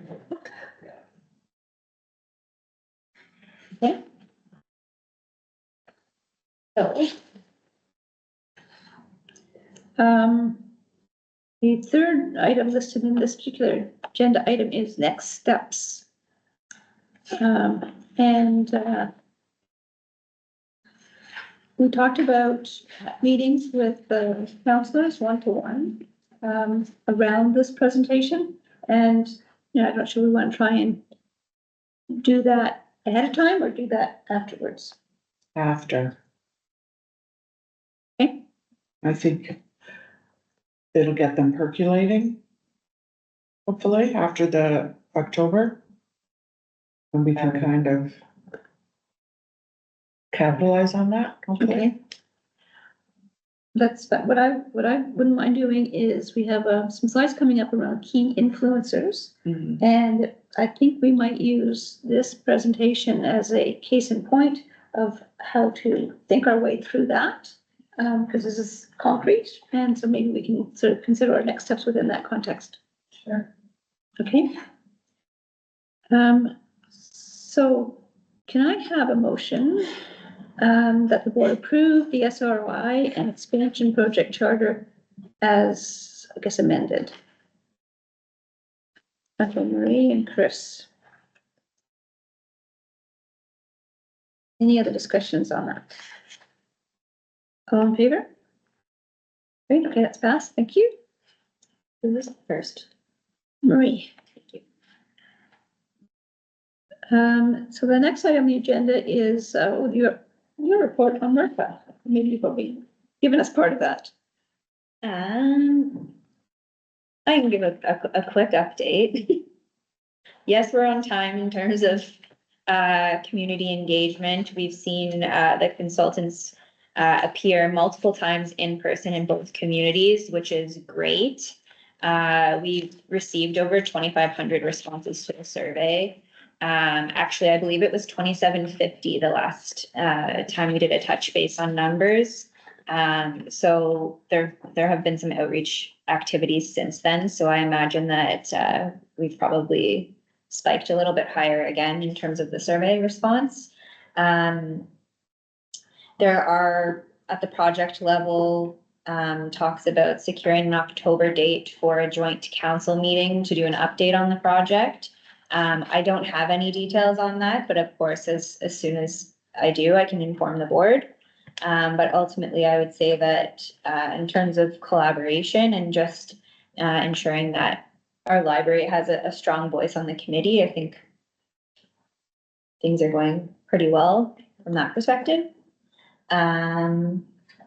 Is there any chance they would be getting an update on the 21st? Would we be able to stay? I'm not sure. Okay. As I said, the agenda's not even set until like the Friday Yeah. before the meeting, so. So that adds the bigger question, should we be there when they present it regardless of when it is?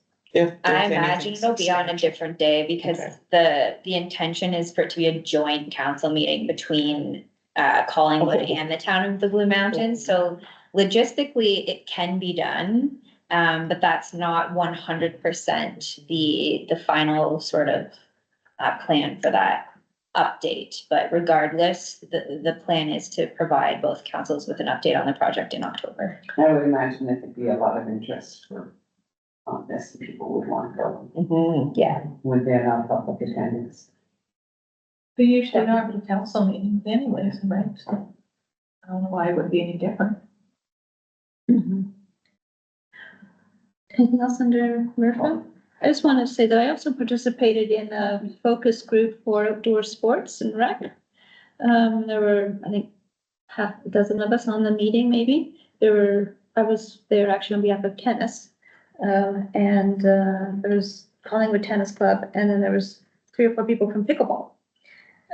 So it was actually quite interesting. And the same questions that said, recreation and libraries. So libraries was on all of that stuff. So well done. And so while I was there, really on behalf of the tennis club, and I was commenting around what the tennis needs would be. There was one fellow there who was talking about a large multi-use facility called Cornell, which is actually in Markham. Yeah, I've seen it. Yeah, and so the library came up a few times, so I was able to, provide some more context for libraries. Good time. At that point, and it was Kate who was here, so she didn't need to hear it again, but it was a good opportunity to bring that out, for others. And I did make the point that, because they were very much in favor, and in terms of tennis, it works as well, for a multi-use facility with multiple courts and different facilities in it. And it talks about it, gym. I brought in meeting space. I suggested a library. Someone else brought in daycare. This Cornell Center has rehearsal halls, which I think that's a big need in both communities. So it was actually a very interesting meeting, but it is worth looking at that Cornell Center, because it was prominent in the discussions that evening. That's the one that touched, sorry, to the hospital, I think. Where Is is it a it? hospital? I don't know. But they said their approach there had been, this fellow, I guess, was from Markham, was that it was a large new development. And so rather than have all the developers giving whatever percentage of green space required, is that they would then cooperate and they would, a central location that amongst all the new communities, and it would be this big facility.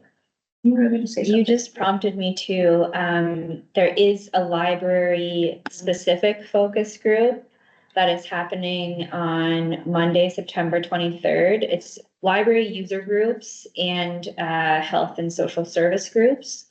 So both myself and the CEO of Collingwood Public Library will be present for that particular session. And we were also involved in helping, obviously, establish the list of invitations to groups that use both facilities. Do you want any of the board members there for that? You're welcome to come. I don't think it's necessarily necessary, but I think maybe you might attend as a user as opposed to as a board member. Yeah, yeah. I can't be there. I'll be on a flight. Is that, it's here? it's virtual. Oh, it's virtual. It's virtual, yeah. Yes, Cornell, that's the one that's attached to the hospital. Okay. And they also did something, I don't know what happened, I think there was some issues lately, but it opened with, the medical library as part of the community center, so it was gonna support the hospital. It was kind of neat.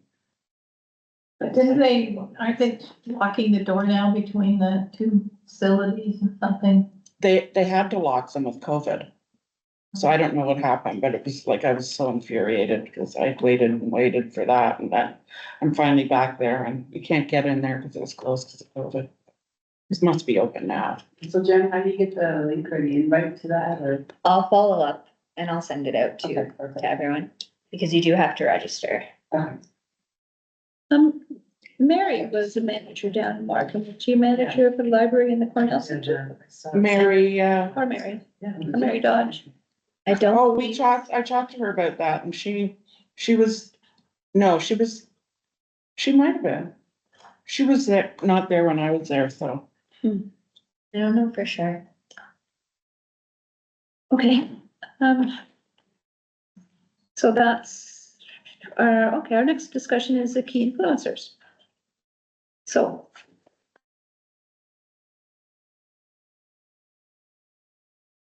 These are in the same order, isn't it? Oh, is there any chance of getting it turned? Yeah, I do have the ability to do that. Yes. Yay. So what this is a, was anyone able to open it? Yes, I was Yeah. able to open Okay. it. Okay, so this was the presentation that, we did as the previous board, so a couple years ago I now. wondered, because when I saw the Post-it notes, I thought, Yes, and, so, I don't know that we need to look at these in detail, but if you've already had a chance to read it, but this was the, like you said, it was a I'm workshop not with the interested in previous what we board. wanna do with it. Okay, so if you move along,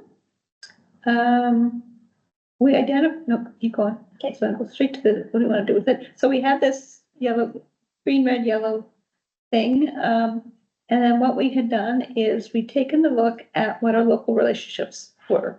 And these were relationships that had already been established through the staff level. I forget, the yellow, I think the yellows correspond with the yellow light, red light, green light. I Yes. think, can't remember, it's been a couple of years now. And so, for example, the green light means that we have the full support from like the local daycares, Georgian College, the high school, Beaver Valley community. So these are people that are very much supportive of the library. So then the yellows are the ones that are kind of fence sitters, the description. And, you know, so how would we start to influence them? So in that slide, the yellows were, yeah, well, you can read who they are. So a lot of people we have a relationship with, but, you know, I guess we weren't sure if we called them out to support us at something, whether we would see them there. So they would take some one-to-one work to influence them, to bring them along. And, this thing, just like, and the greens, and the reds were ones that basically, that we were people or organizations that we thought might speak against us, or we had experience that they had spoken against us. I'd asked that the number of, any personal names be blanked out because it's not a closed I was session. wondering why there was black. Yeah. Yes, I yeah. thought it was just like the. Redacted. No, and that was at my request. Identifiable individuals, yeah, you Yes, can't, yes, yeah. exactly. So that's what, you know, because we were in private session when the last board did this. So then, yeah, so I guess we know we have to, can you tilt it again? Yep. For these guys? So who is yellow? So, so that's our list of who we thought was yellow that you would want to work with, who could become supportive of the library and who are influencers in town. Those were the ones that we thought, well, I guess who was red. And this, and then those people. So, you know, so the messaging we'd have with each. So the yellow is going to present the most promising group. Yeah. So, yeah, so we would need to talk to them about how to take action, what's their opposing narrative, what they don't like about the library, or what are their arguments when they say, you know, you've already got too big a budget, or we haven't had the senior budget, so we don't really know what's there. So what information would they need from us to address their concerns? And then, you know, how do we sort of move them along to become supporters? So I don't know whether you want as a group to undertake this kind of exercise again, or just wanted to suggest maybe take the example of Volt, and because we talked about who else in the community might we want to talk to. So who do we think we should talk to, and then what would their arguments be? That, you know, this helps to answer things like value in the community.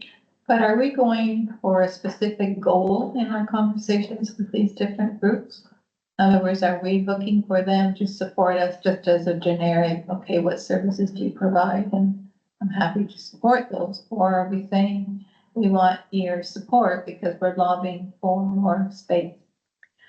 It probably depends on the group. If we figure, well, let me think. So if they were in the green category, then maybe we know they're already supporters. We may want them to do something specific in terms of space, and then what do they need in order to do that? But we know they're on side. The yellows may be more, well, Not sure. we need to build that support over time. So it would be incremental. So what is the first step? So maybe with the Volt, we asked to speak at don't know, BMRA, for example, so this is the value of the library. And then, as we build that relationship over time. So we don't have specific asks. At that point, we're simply reaching out and building bridges. Okay, so a lot of those organizations have boards and we could go to a meeting to explain their role, so. But you kind of need to explain why you're there. Not just the warm fuzzies at the library, I think you want something more concrete. At least I think most board members will be expecting that. Yep, fair enough, yeah. So we'd have to decide who we want to talk to and why, and, but this is not something that you do quickly. But I think this is a process that we as a group need to take a look at. Yeah. And then say, okay, what are the areas, if really our key issue is around space? How do we build that support?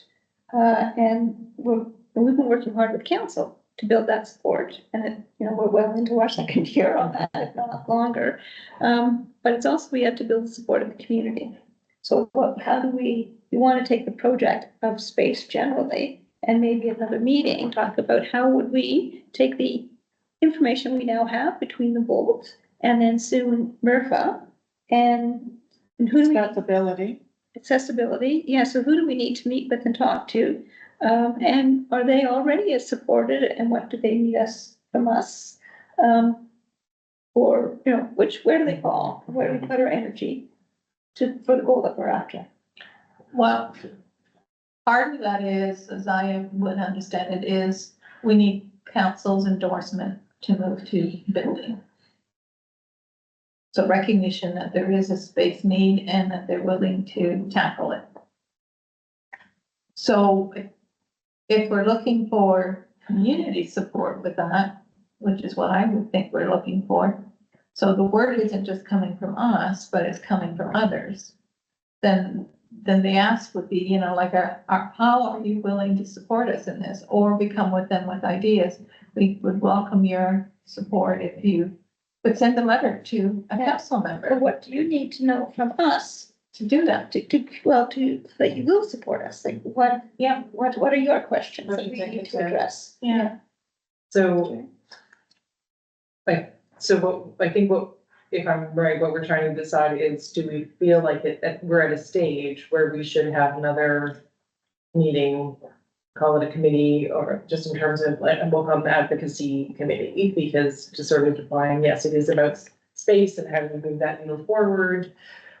This could be part of it, but the first part is, what is it, you know, we're all clear on what we're asking for, what we think is the first hurdle to overcome, et cetera, and who and how. So it just, right now, we're not trying to decide what approach and who, it's just, should we have a separate meeting? Yeah, Okay, really. just want to be clear. Yeah, I was just trying to find a concept. Yeah, which I love, which I think is a good idea, and I think How we that, discussed it before. because it takes time, it does take time.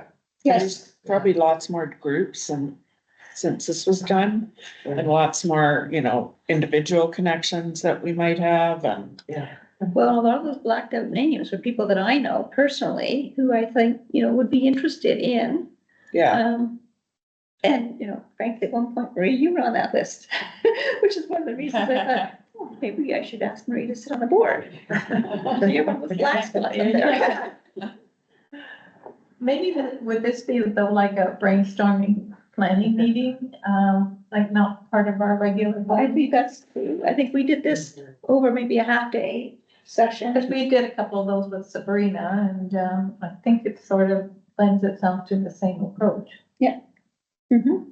And it doesn't have to be this fall. I mean, that was fun to make sure we brought it, because it's on the action plan, something to address. I want to make sure we at least understood what the topic could be, even if we don't have time to do it this fall. And maybe it makes more sense to wait till we know where MRFA is at in December, where, presumably December, and then what we think our next steps are, and, you know, how do we bring along the community with where we're trying to go. But Merco is looking at us being as part of this multi-use facility, if that ends up being a decision. But we're also looking for the other objective of expanding this current space too, right? So, you know, I'm just thinking, we don't have to tie everything to MRFA. No, MRFA stands for feasibility assessment, not facility. Multi-use recreational feasibility. That could be like 20 years more. It could even That's happen. why I'm like, I'm just thinking in terms of what information does America bring forward, because Yeah. everyone's waiting to hear what that says. No, I understand that.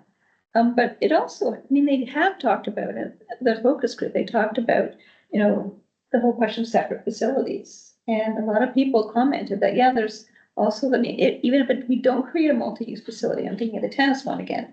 A multi-use facility, we still have resources that we need out there. So even the groups feeding in aren't necessarily saying it has to be in this particular format. No, that was my feedback. Yeah, exactly. I think that's what they're hearing everywhere. And you said that just now, is that it's meant to be, you know, addressing the possibility of multi-use, but they're also gathering information about other needs. And in many ways, I think the other needs are almost more important than the perceived end game of a multi-use. And that's, I think that's part of your point, it's feasibility. that's what this study is. Mhm. It's feasibility. Yeah. Is it feasible?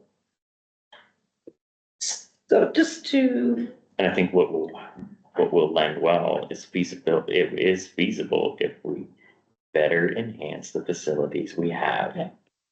That was my driving thing towards my interview and anybody else that I've talked to. Is, you know, how can we enhance what we already have? Don't focus on what you don't have.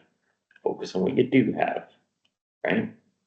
And that's what the CIO emphasized at the meeting that when we were there initially, to ask for expansion of services. He really focused on that before there was a MRFA, before it started. Yeah. So let me just clarify some timelines. So the survey is supposed to be done End of September. end of September, so by the end of October, you would at least have seen a draft result if it's not something you're ready to. Oh, I don't know how it will be presented Yeah. at this point.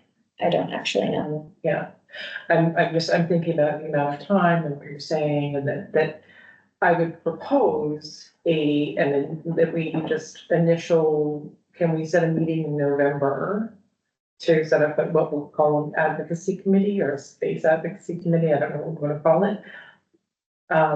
For us to get to, and maybe just start the process.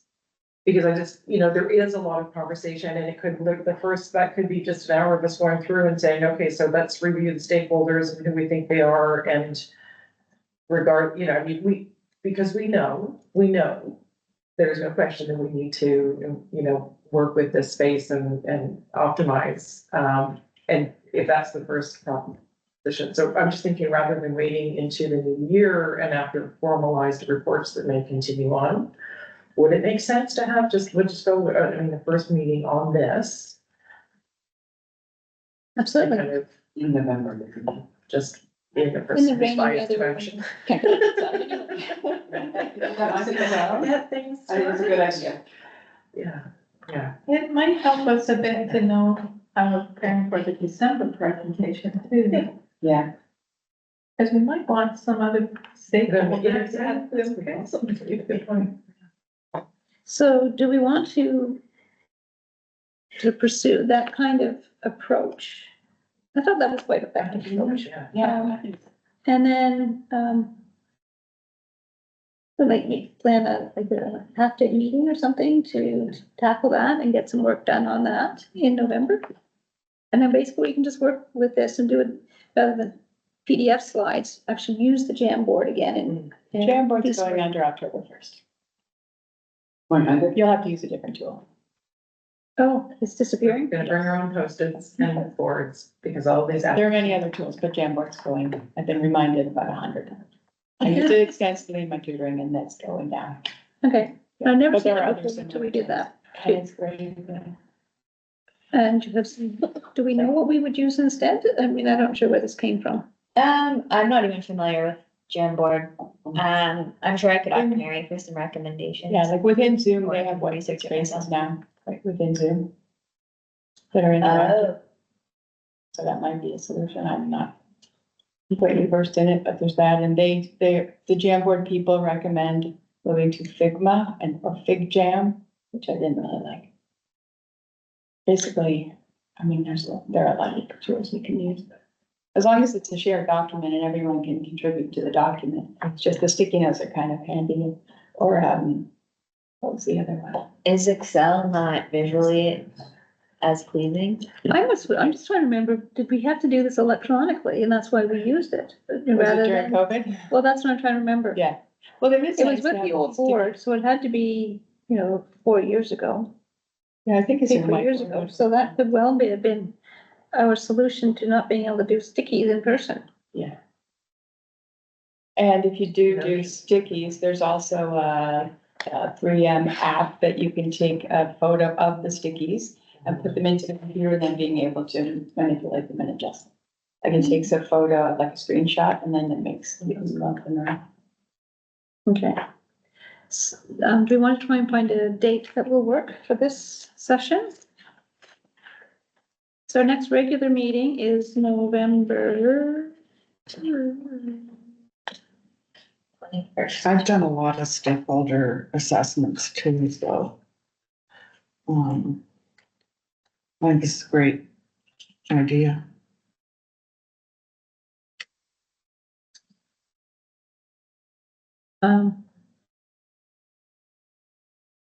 Well, Do you want me to investigate some tools and then I'll talk about them at the October meeting? Sure.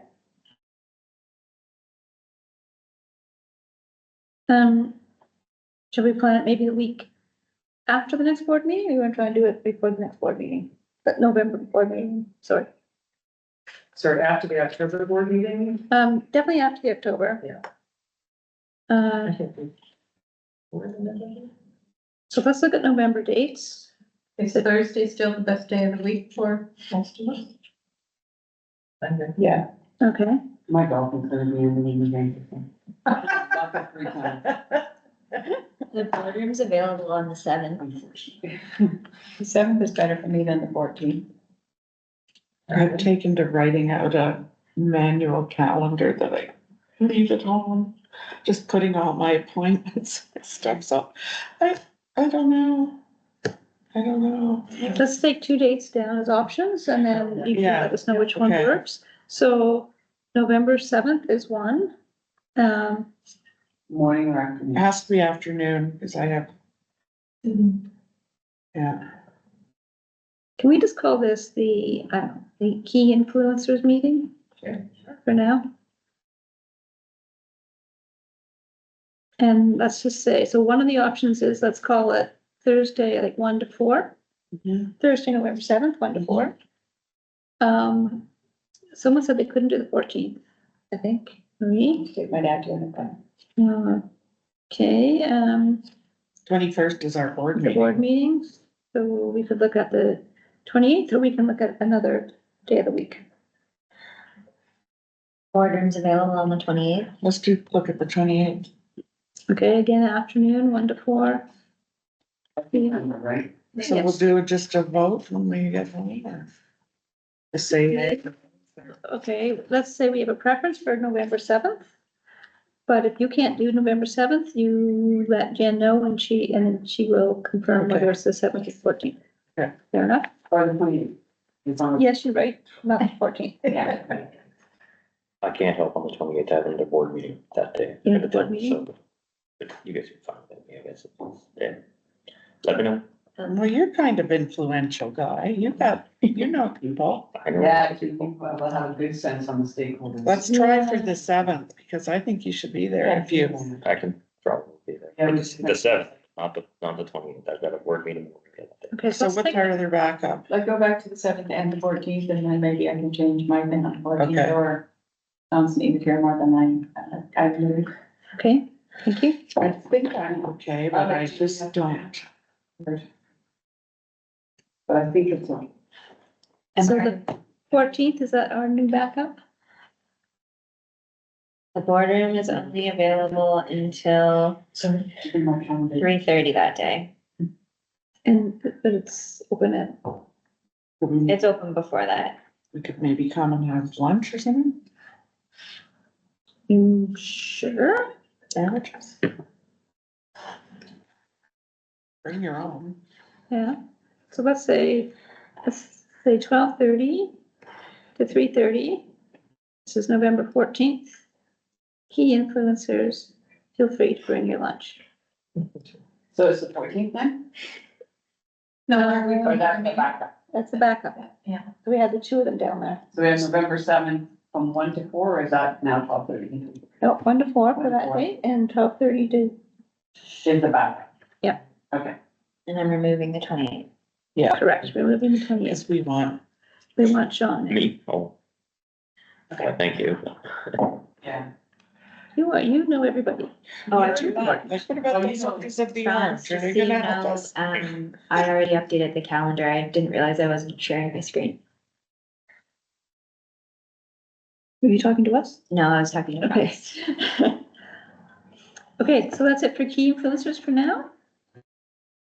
Next topic is CEO evaluation.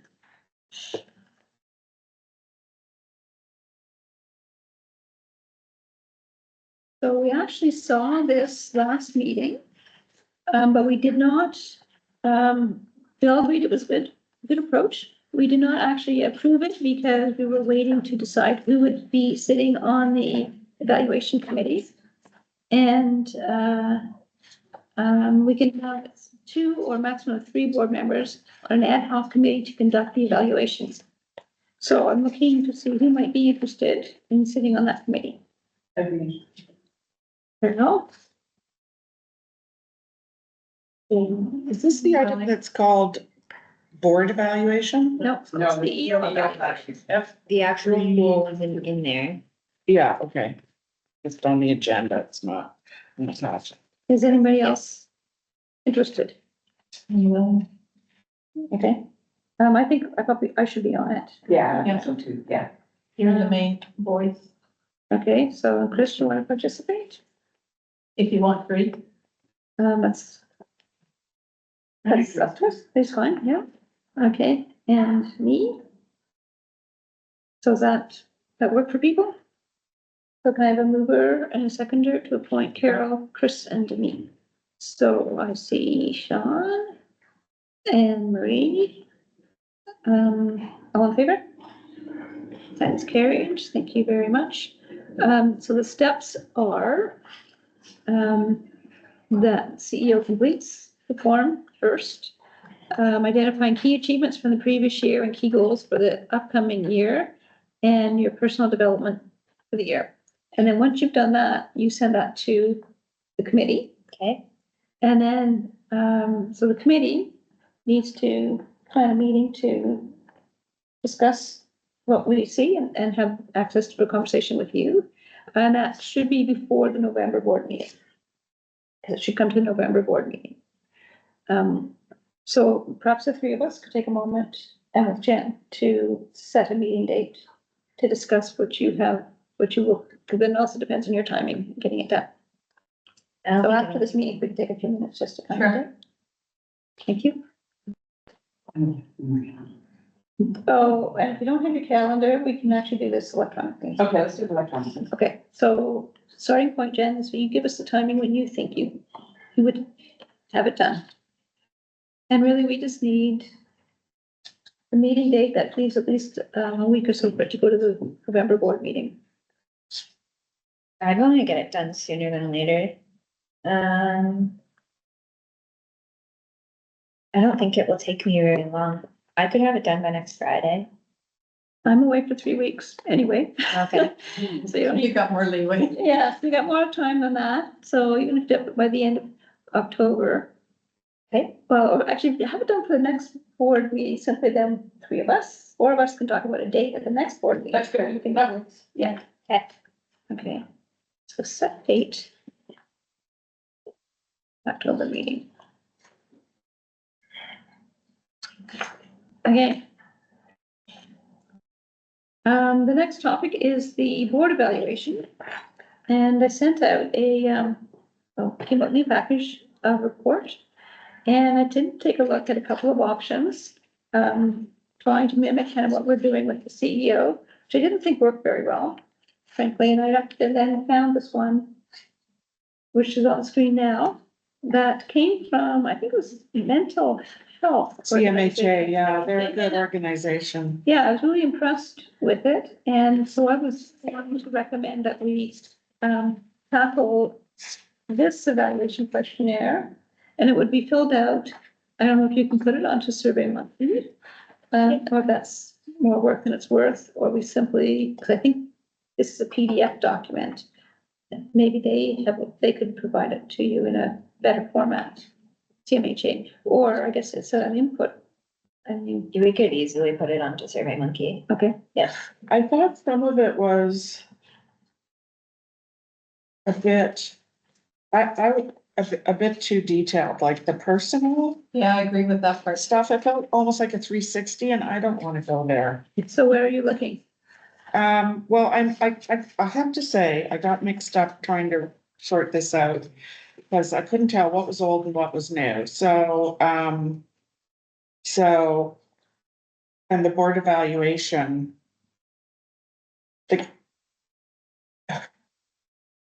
So we've got your sort of note, then we've got the old policy. Right? Yeah, we got the bylaws, and we have the old. Things aren't, yeah, on page This- number like that. This is the old one. And so I tried That's to the mock old- up, a version that looked like what we said we were gonna do with the CEO. Never been done this way before, and I just didn't think it worked particularly well. Well, I really liked the way you articulated that, just focusing on the action plan itself doesn't really get into necessarily the governance. And then I thought, going the other way, we'll certainly touch on the accomplishments in the action plan. So I really like the concept. And then, so this evaluation questionnaire is straight from CMHA. Absolutely, yep. So, and so we would each do our own assessment, and I liked the questions. I did think, I thought there was something else where we talked about, where we would say, wasn't there something about? Can you go to the next? Sorry, again, I just literally couldn't remember anything, so I feel like screaming in the dark on this. So. There was something about where, oh yeah, the number of board meetings. Sorry, guys. Sorry, Tell us what number you're on. page 3, M. Number of board meetings is too few about right, too many. Could we add a question if you have to retype it, like, and the length of time? Because to me, it's one is like, how often do you meet? But it's also how long do you meet? That was picky. That's true, yeah. But I did, where did it go to? So self-evaluation. Yeah, I liked the idea of self-evaluating. And I liked the first part on page 5. Attendance, preparation, participation, etc. But then I thought it got a little unnecessary, like So page. page 5. Do we really need the KLMNO?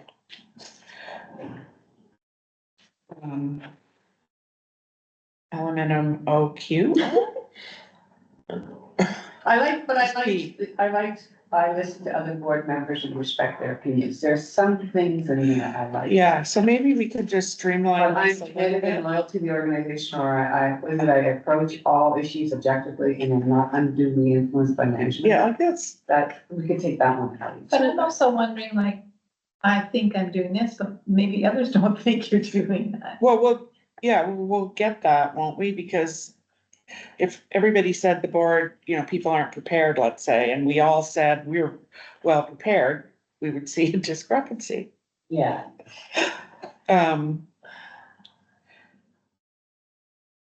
I just wonder if it couldn't be shortened a bit, whole questionnaire. yeah, Well, it's not gonna take that long really to fill out. Yeah, it's pretty guess. quick, yeah. true. Pretty quick. And So- Survey Monkey, you can flip through it pretty fast. All right, I was just thinking, starting with what they have, and then we can do the evaluation. fair enough. And then we can say, hey, okay, we didn't Okay. like, X, yeah, Y, like, Z. yeah, I Yeah, liked it. I thought it was. I was do pretty too. impressed with it. yeah.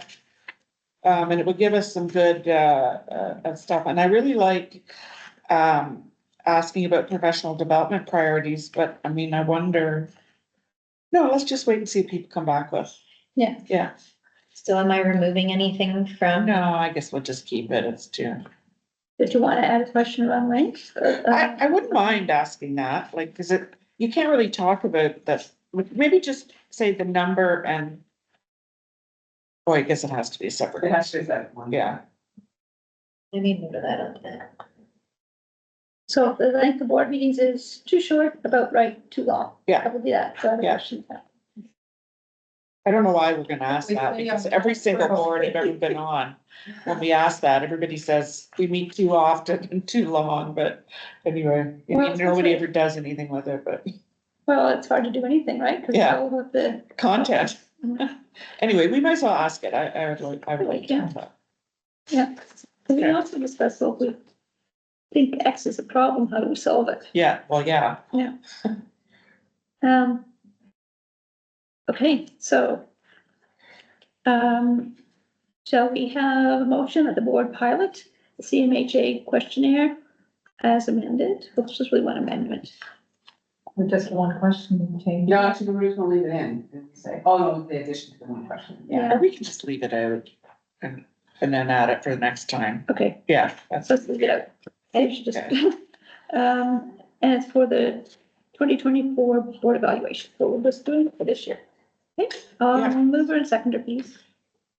I'm gonna look at Julia this time, and then I see that, yes, thank you, I'm sorry, Joanne. All in favor? Carried, thank you very much. Is there a timing of when that's done? Always done, I sent out prior to the November meeting, and then, early enough. Well, not notice either, it goes out sometime in October, so there's enough time for each of us to see it, so it goes out as an independent item with a link to a Survey Monkey. And then you're given a deadline to complete it, which is usually about a week, so that then it can get pulled together aggregated into an anonymous, report that then comes out to the board. Or in our November For the meeting? November meeting.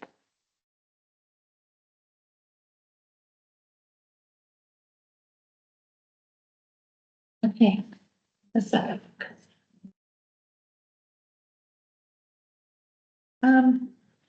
Next is your report, the CEO service update. a lot going on, Jen, it was really quite impressive.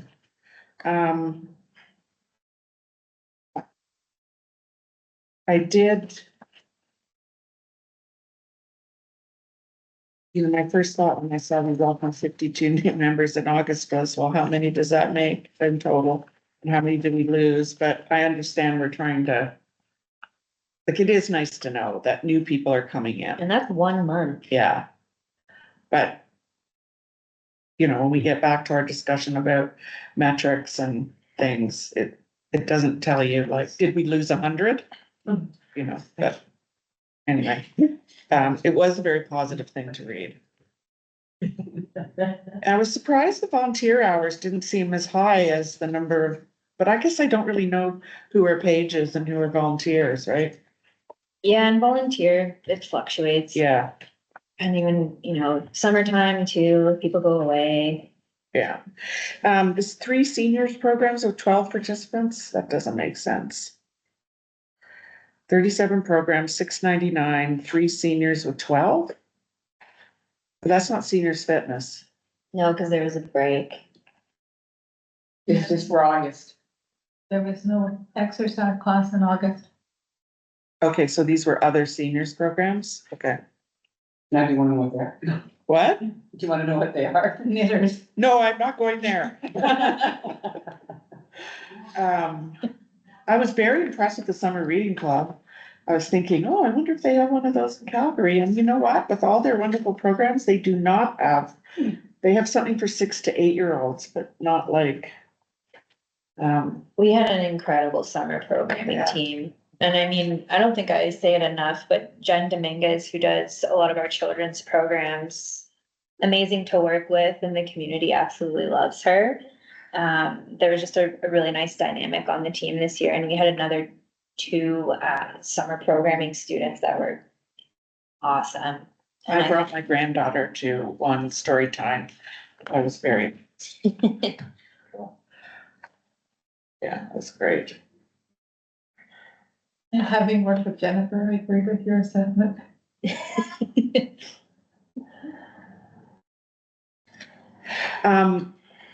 Did you want to give us more context about the arts and crafts walk? You're not doing it next year? We went back and forth, and I mean, there was absolutely no denying that it wasn't a successful event. I mean, everyone, even when we debriefed afterward, it was so soon after the event that we were still so excited about how successful it was, and the feedback that we got was incredibly positive. But I think after some time went by, and especially when I started, looking at the budget, debriefing with some of our other partners, it just didn't make sense to move forward with it this year. You never know, though, once you take something away, maybe then it will encourage people to formally be a partner for the event moving forward. And that's possible too. The what? The town. Cause it brought in a lot of revenue for the restaurants and. Yeah, I was actually gonna ask, are we taking a next step, which would be make sure that the Chamber of Commerce and the BIA actually know that it's not on our We'll agenda? definitely 'Cause inform I think people, that would be yeah, important. I absolutely. think if anyone were gonna pick it up, it should be one of those Yeah. two Yeah. groups, because it was great, and we just start, like, you hate to lose that word of mouth, that like, people are like, oh, I missed it, or I was there, I'm gonna try, next year I'm gonna give more time to it, and I Yeah. think those two, or just given how much time it takes, the sooner they know, the sooner they can put something on.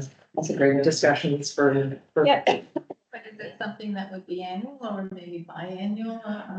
I mean, out of our hands, I don't disagree that it might not be, priority for the library to lead in it from a cost perspective, but I'm more thinking about the amount of time that another organization would need to start planning it and thinking about taking it over. It's great. Yeah, I've been there. I've seen through doing community organizations or community fundraisers and stuff. You reach that pinnacle point where it's huge, and then you have to take that step. Is the juice worth the squeeze? Like, Yeah. are we, we've got, how much has gone in to make this happen? Mm-hmm. And is it sustainable? Right? Yes, That's the biggest key, right? For staff, for hours, for budgets, all that being, yes, it's great, but you're absolutely right. Whether it's the Arts and Culture Club or whatever, or Arts and Culture Association, they take it up. Great, support you. But somebody else, yeah. So I get it. the amount of stress too, after all of the planning, the ACC put in so many hours, Franz put in so many hours. And even just liaising between all the different groups, if the weather the night before, I don't think many people slept that were really involved in planning the event. Mhm. It was incredibly stressful, or, if homeowners don't sign on again, there were just so many different factors that we talked about more thoroughly in the It was meeting. pouring rain, you and them had such No. a good turnout. No, the weather did cooperate, which was good. Yes. Yeah, but it was, trying to reflect a couple months after was good, because when we first did the debrief, we were just so excited that it's, we weren't really thinking about, The impact on Yeah. your. Yeah, we gotta start now for next year. yes. Yeah, but I do like Joanne's idea then, because the community may be just under the assumption it's gonna happen again with the library leave, so. Bronze does follow up with all of the partners, and we did surveys afterward too, with people that partnered with us, plus, yeah. So there is ongoing communication. I guess the town isn't in a position to take the leadership on this. We don't have Yeah. a special events coordinator at this time. And then formally committing to the Arts Walk to. We didn't get that formal commitment, and I don't think that we will for next year. Not to say that they wouldn't support us again, but without knowing 100% every year that we're going to have access to that financial support, it's just risky. No, fair. No, I agree. Okay. Nice to have a success. Yes. Yeah. Well, and next year too, this came up as well, is our 30th anniversary. So a lot of what we're doing will sort Yeah. of focus around Yeah. that specific Yeah. event, Yeah. or integrating it into multiple things that we're doing. So, and when I was doing the budget too, that was another thing that I was considering. Okay. Anything else in terms of Jen's report?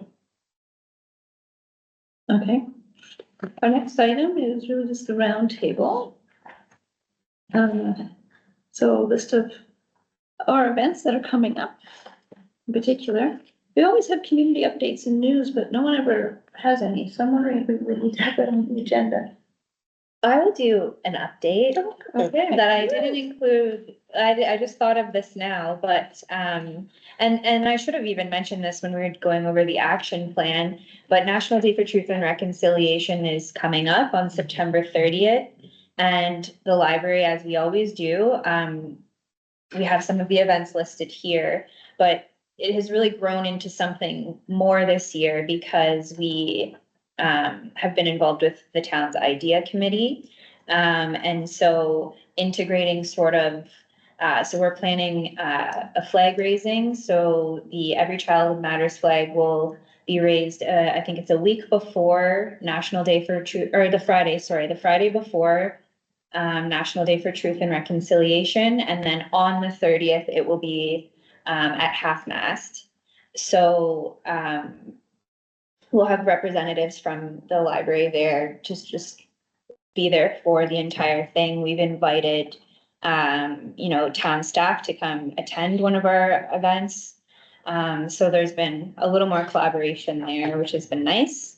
And that's what we've been really working toward for all of the observances that we're recognizing is, okay, how do we actually highlight what the library is doing? And also share some of our programming as training opportunities for both town staff or members of council. So when there is an observance, such as National Day for Truth and Reconciliation, we've started on BlueNet, which is like our SharePoint for town and library. We all have access to it.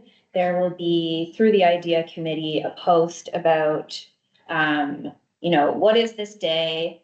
All of the curated resources that our librarians put together. It goes out in our newsletter as well. We did it for Pride. We did it for Black History Month. We did it for Emancipation Day. We're doing it for National Day for Truth and Reconciliation. So all of that information is going out on another channel and being used as both education for the community, but also for town staff as well. So, but yeah, we do have the tie ribbon happening both at Ellie Shore and the Depot on the 30th all day.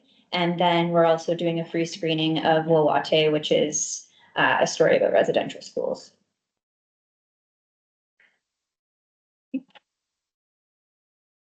Anything else under that?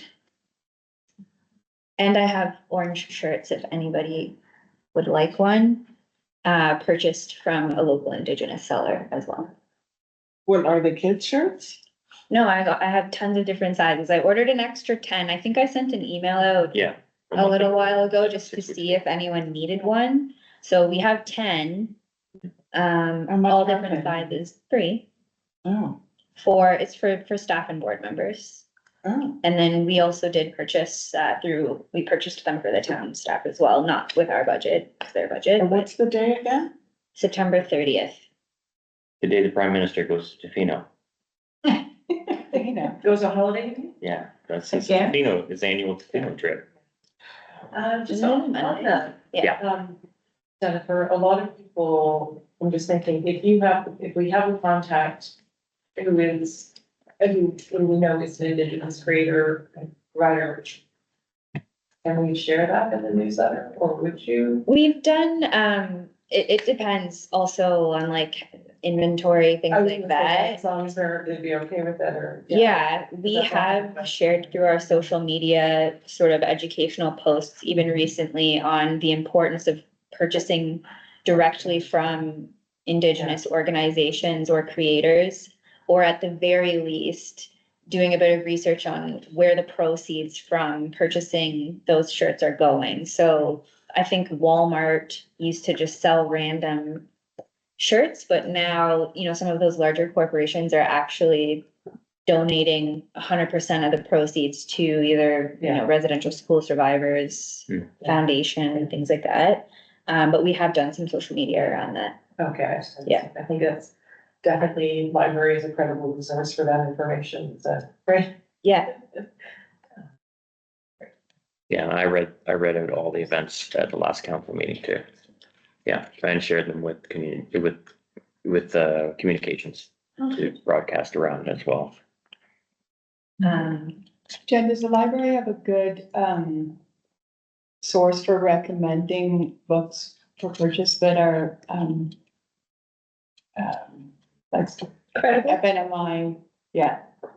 Like, I listened to a podcast from the International Dyslexia Association of Ontario, and she opens it up beautifully every single time and does, like a land acknowledgement, but she also starts with a description of a text, like a book that was written by an Indigenous person, and describes it a little bit and gives the name. So if they were looking for more resources, I could give you the name of the podcast, and somebody could just like listen to the first minute of each podcast and get some idea.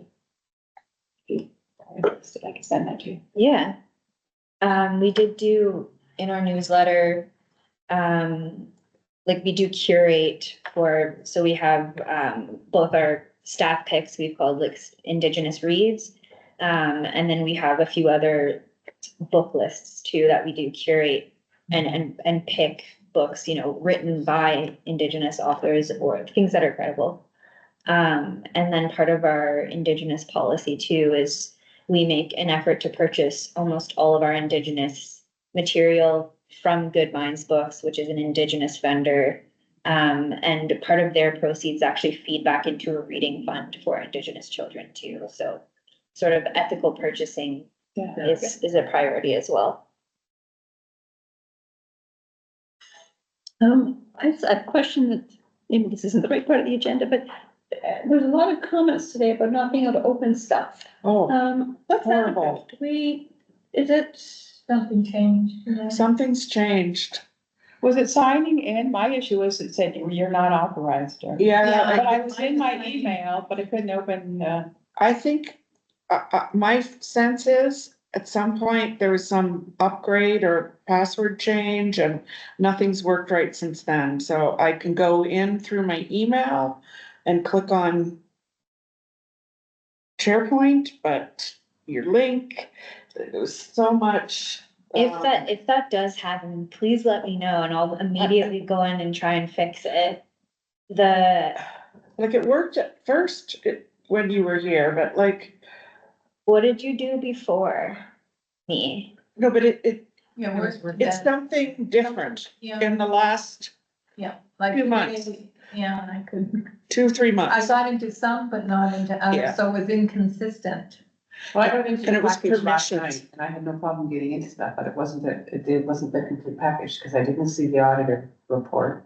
I mean, Well, they were there in the higher up, but and when last night? yeah, Yeah, and it's yeah. all, it is not working with, I'm gonna be put to shame here, but my Mac, I don't know, like sometimes I can't even see the little, letters that say download, like I'm getting my like there's something wrong. I feel like I need a tech person. Have you moved things from different folders? No.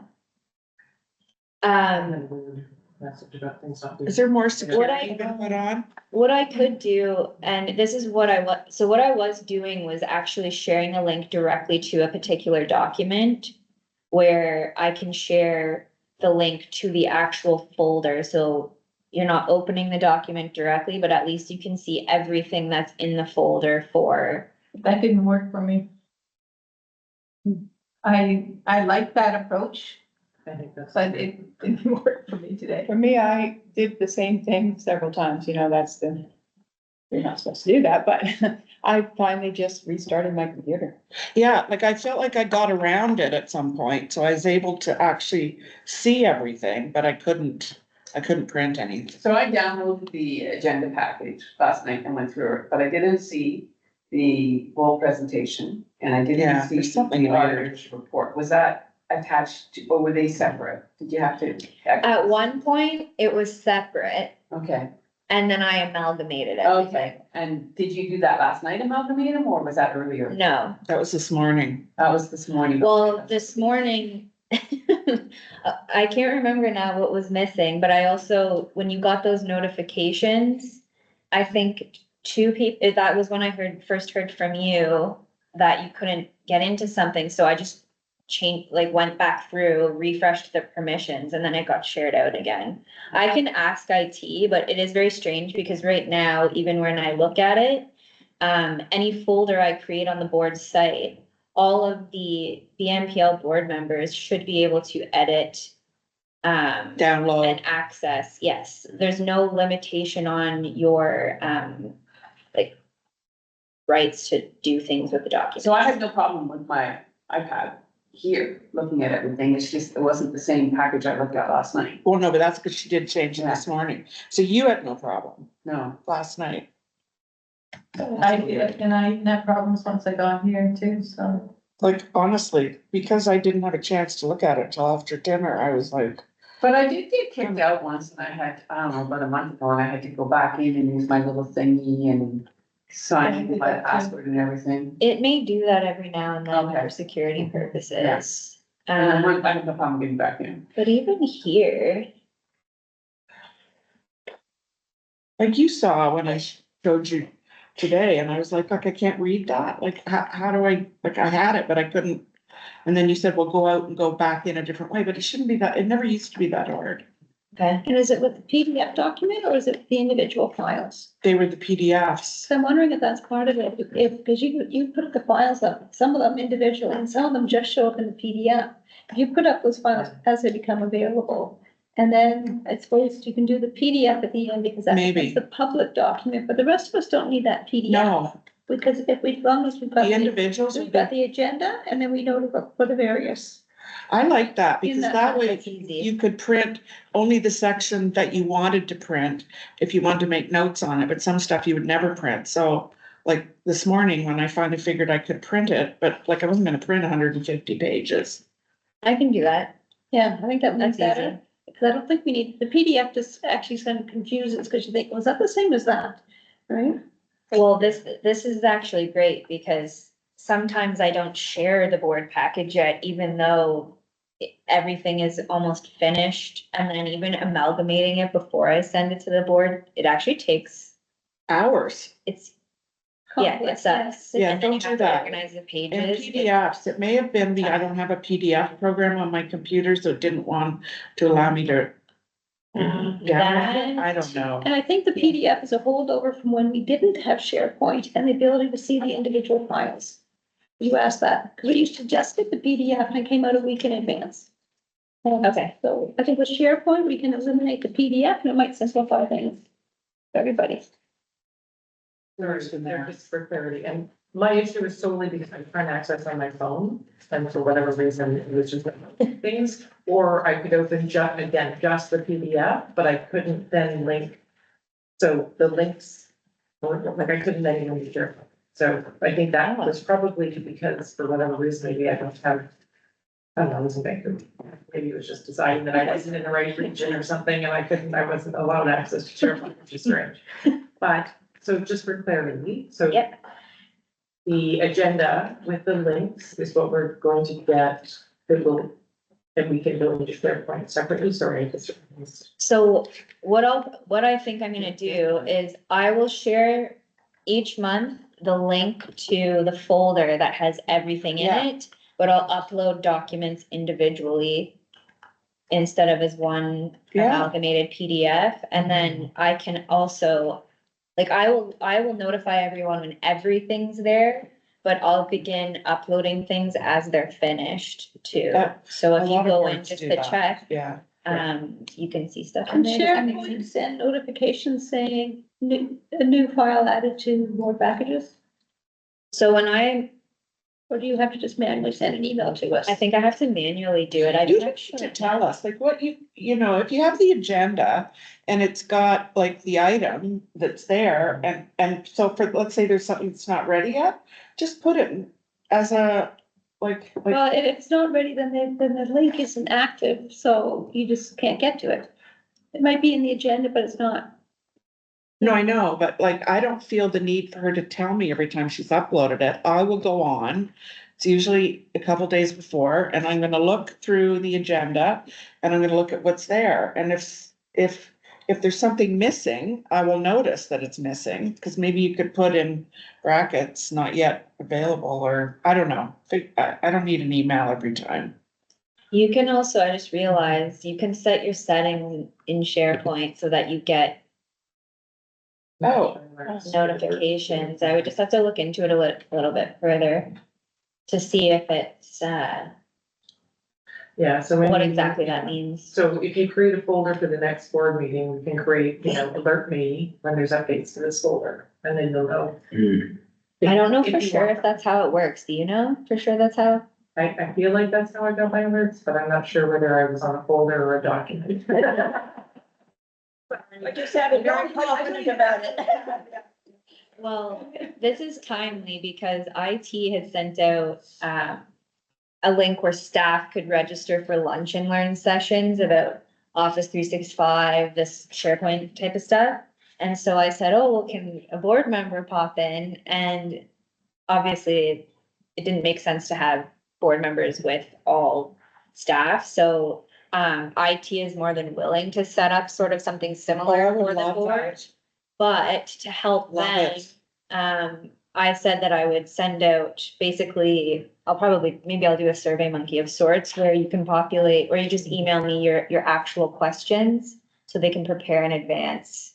Not that they can't answer questions on the spot, and I know we talked about this earlier this year. But it will help kind of give them a focus. Oh, I would love that. I would absolutely love it, because I just loathe SharePoint. I do too. And I But loathe that's partly Teams, because and I I'm loathe. not real techie, so I Would feel like I'm going from you- this to this to this. I imagine a virtual session would be the easiest. Would that be okay? Well, no, because like each of our computers may be different. Like whatever you say, you should say there's like two people with Apple, and, do you know, because mine is different I think the answer is it'd be better in person, and then we can have our own device. devices, and then we can go, that's not working for me, but I need individual help. Yeah, Okay, let me reach back out and ask. I Yeah. sort of sold it as, here are the questions, come into the session and address them. no, just like another orientation, like they did for us at the beginning. Yeah, exactly. We want a refresher orientation. Not that Kind of an specific in my orientation. question, it's just not working for me. Yeah, And Jen, if there was extra time in such a session, I did just discover that Microsoft has a whiteboard tool that can replace Jamboard, that we could explore in advance of the key stakeholders. Teams might have a set. Isn't that, yeah, I can't remember. I think during COVID I did use something like that in That's Teams. just an opinion. Okay. We want to know how to use this tool. yeah. Well, I thought we should stick with Microsoft. Comfort of an hour. Yeah. Yeah. Well, and then ideally it'll like integrate what is. Okay, so in terms of our key messages, Yes. I think, I have a few suggestions for that. The audited statement, I think would be nice to, say that we welcome the new treasurer and deputy as well as KPMG at our meeting to review the audited statement and maybe make the audited statement online so people can access it for transparency. And we could say it was a clean audit opinion. Yeah.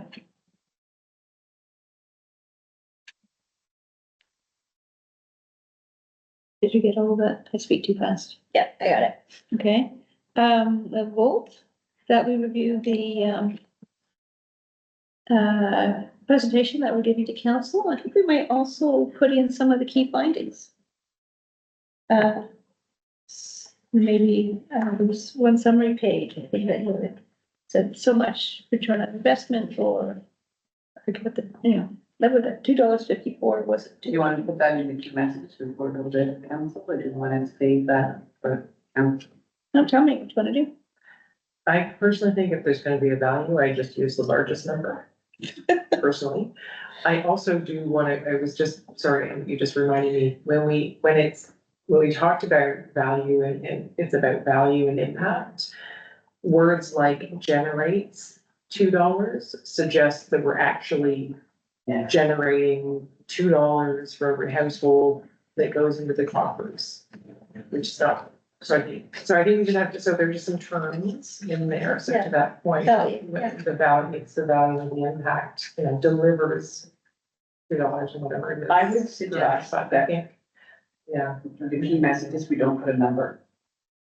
Just based on exactly what you just said, and just say that that's fine. the vote came back and showed that we are delivering a good service to the community or something, and just say that. Or good value. The value, Yeah, without an actual number. Why? It would kind of warm people up. Might get a few people You can talking. explain what the number is. Well, she could put those lovely few sentences at the beginning. You I know, could those- always link back to the report that's already been public. Oh, okay. Yeah, What report that's been public? The whole, when I wrote that report back in, Oh, right. like the initial report, And did you have the numbers, saw a few numbers in there? Yeah. Yeah, okay. okay, all right, so. the values for each of the domains, not, I didn't, when I presented it to the board, I didn't break it down like this. Yeah. Although the board has access to that information. kind of like that, our results slide, I would actually include that. Well, it's a Republican. Yeah, I like that. So those are the Yeah. key findings. Just clarify This the, number. Yeah. Yeah. Correct that one. I think I know what I did. you just. I rounded one. Yeah. Is that, Well, I guess I, we'll sort that out. I'm just gonna highlight it. That's- And And I think it's just always using the word of value as you have up above generates. And do you want to change, are you suggesting change generate on that page? I'm just saying, so anytime we say generates or and indicate a number, that we're qualifying it by of value or of impact. It's just a. You look at it, go, wow, leverage making all this money. I will, Where's the revenue line in the town for the $2.60 that, it just, that's all. It's just a little bit. I will say though, I'm happy to change the language, but all of the language that I did use in the slides is the language that, OLS is recommending. Yeah, and they do use value and impact most of the time, and that's why I'm more, that was literally just every time we use the word generates and a dollar amount, because the inference, because it's return on investment.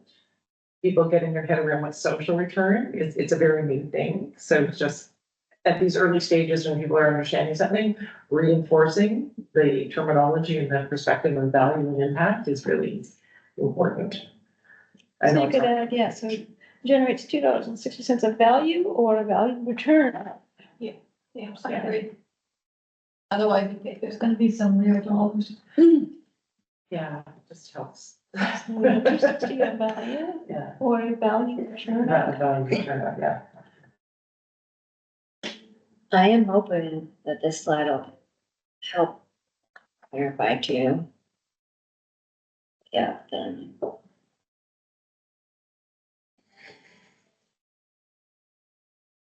I've got to change the number. Okay. So key messages would include that information and also that were presented to council on October 21st, which is the first day, second day, of Public Library Week. Entire Public Library. Second day, I don't know why I it know, starts on a second Sunday. I know, them too. Okay, so add presentation date. I'm hesitant to include the date for the ribbon cutting, just because I was looking at, I saw an email come through that I don't know if that'll be changed. Okay. Yeah. Or just the excitement, you know, we're looking forward to Library Week with some exciting events. Or Yeah.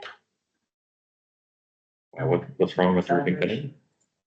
I'm not sure yet. Oh, so you haven't had time to process it, okay. No. You just, Well- whether or not we're having one or when we're having. Oh, when we're having it. Yeah. Oh, okay. Well, you could say, yeah, we're doing ribbon cutting on the 3 public library, 3, whatever, date to be confirmed. Okay. I think those are the important elements.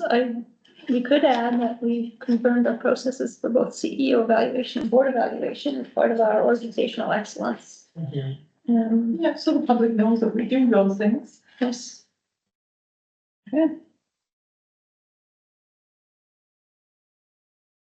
And then I would put in the upcoming meetings, including the key influencers discussion with a meeting date.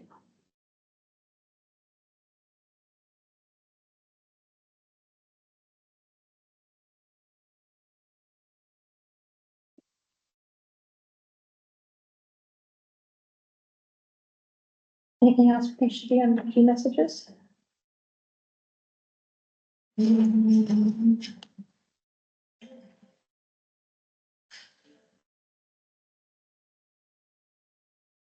Just debating whether mentioning the MRFA again is, Is it, what date is the library focus group? September 23rd. I can include that. Monday. Probably not, it's probably, When does this go out? Well, it's not, with the focus groups, it's not like it's really a public invitation. There will be a general meeting, like a general focus group, but for this particular focus group, it's inviting one representative from groups. oh, I see, okay. It is public information though. Well, you have to have it out quickly. We don't usually get key mess, well, I'm going away on Monday, so you have to have them to me soon. Right. I would probably have to do it today. I'm in Fletcherton tomorrow. I've gotta go pack, going to Vancouver, Calgary tomorrow morning. Okay, so let's, so we have a motion to approve the release of the key messages for September. And I don't think we have to worry about that focus group in there. Okay, I'm just gonna go. good, because that's, I was trying to write issues down, and then you start talking about something else. And Joanne seconded, all in favor? Thank you, that's carried. So our notice of meetings is October 17 and November 7, Seven. 14. I'll confirm when I get home. Okay, so we'll include that. And I believe that is it for today. Any objections? Thank you. Okay, so we adjourned at 4:04. Well done. I know voting as it can be a challenge. But it's better than meetings at five. Alright.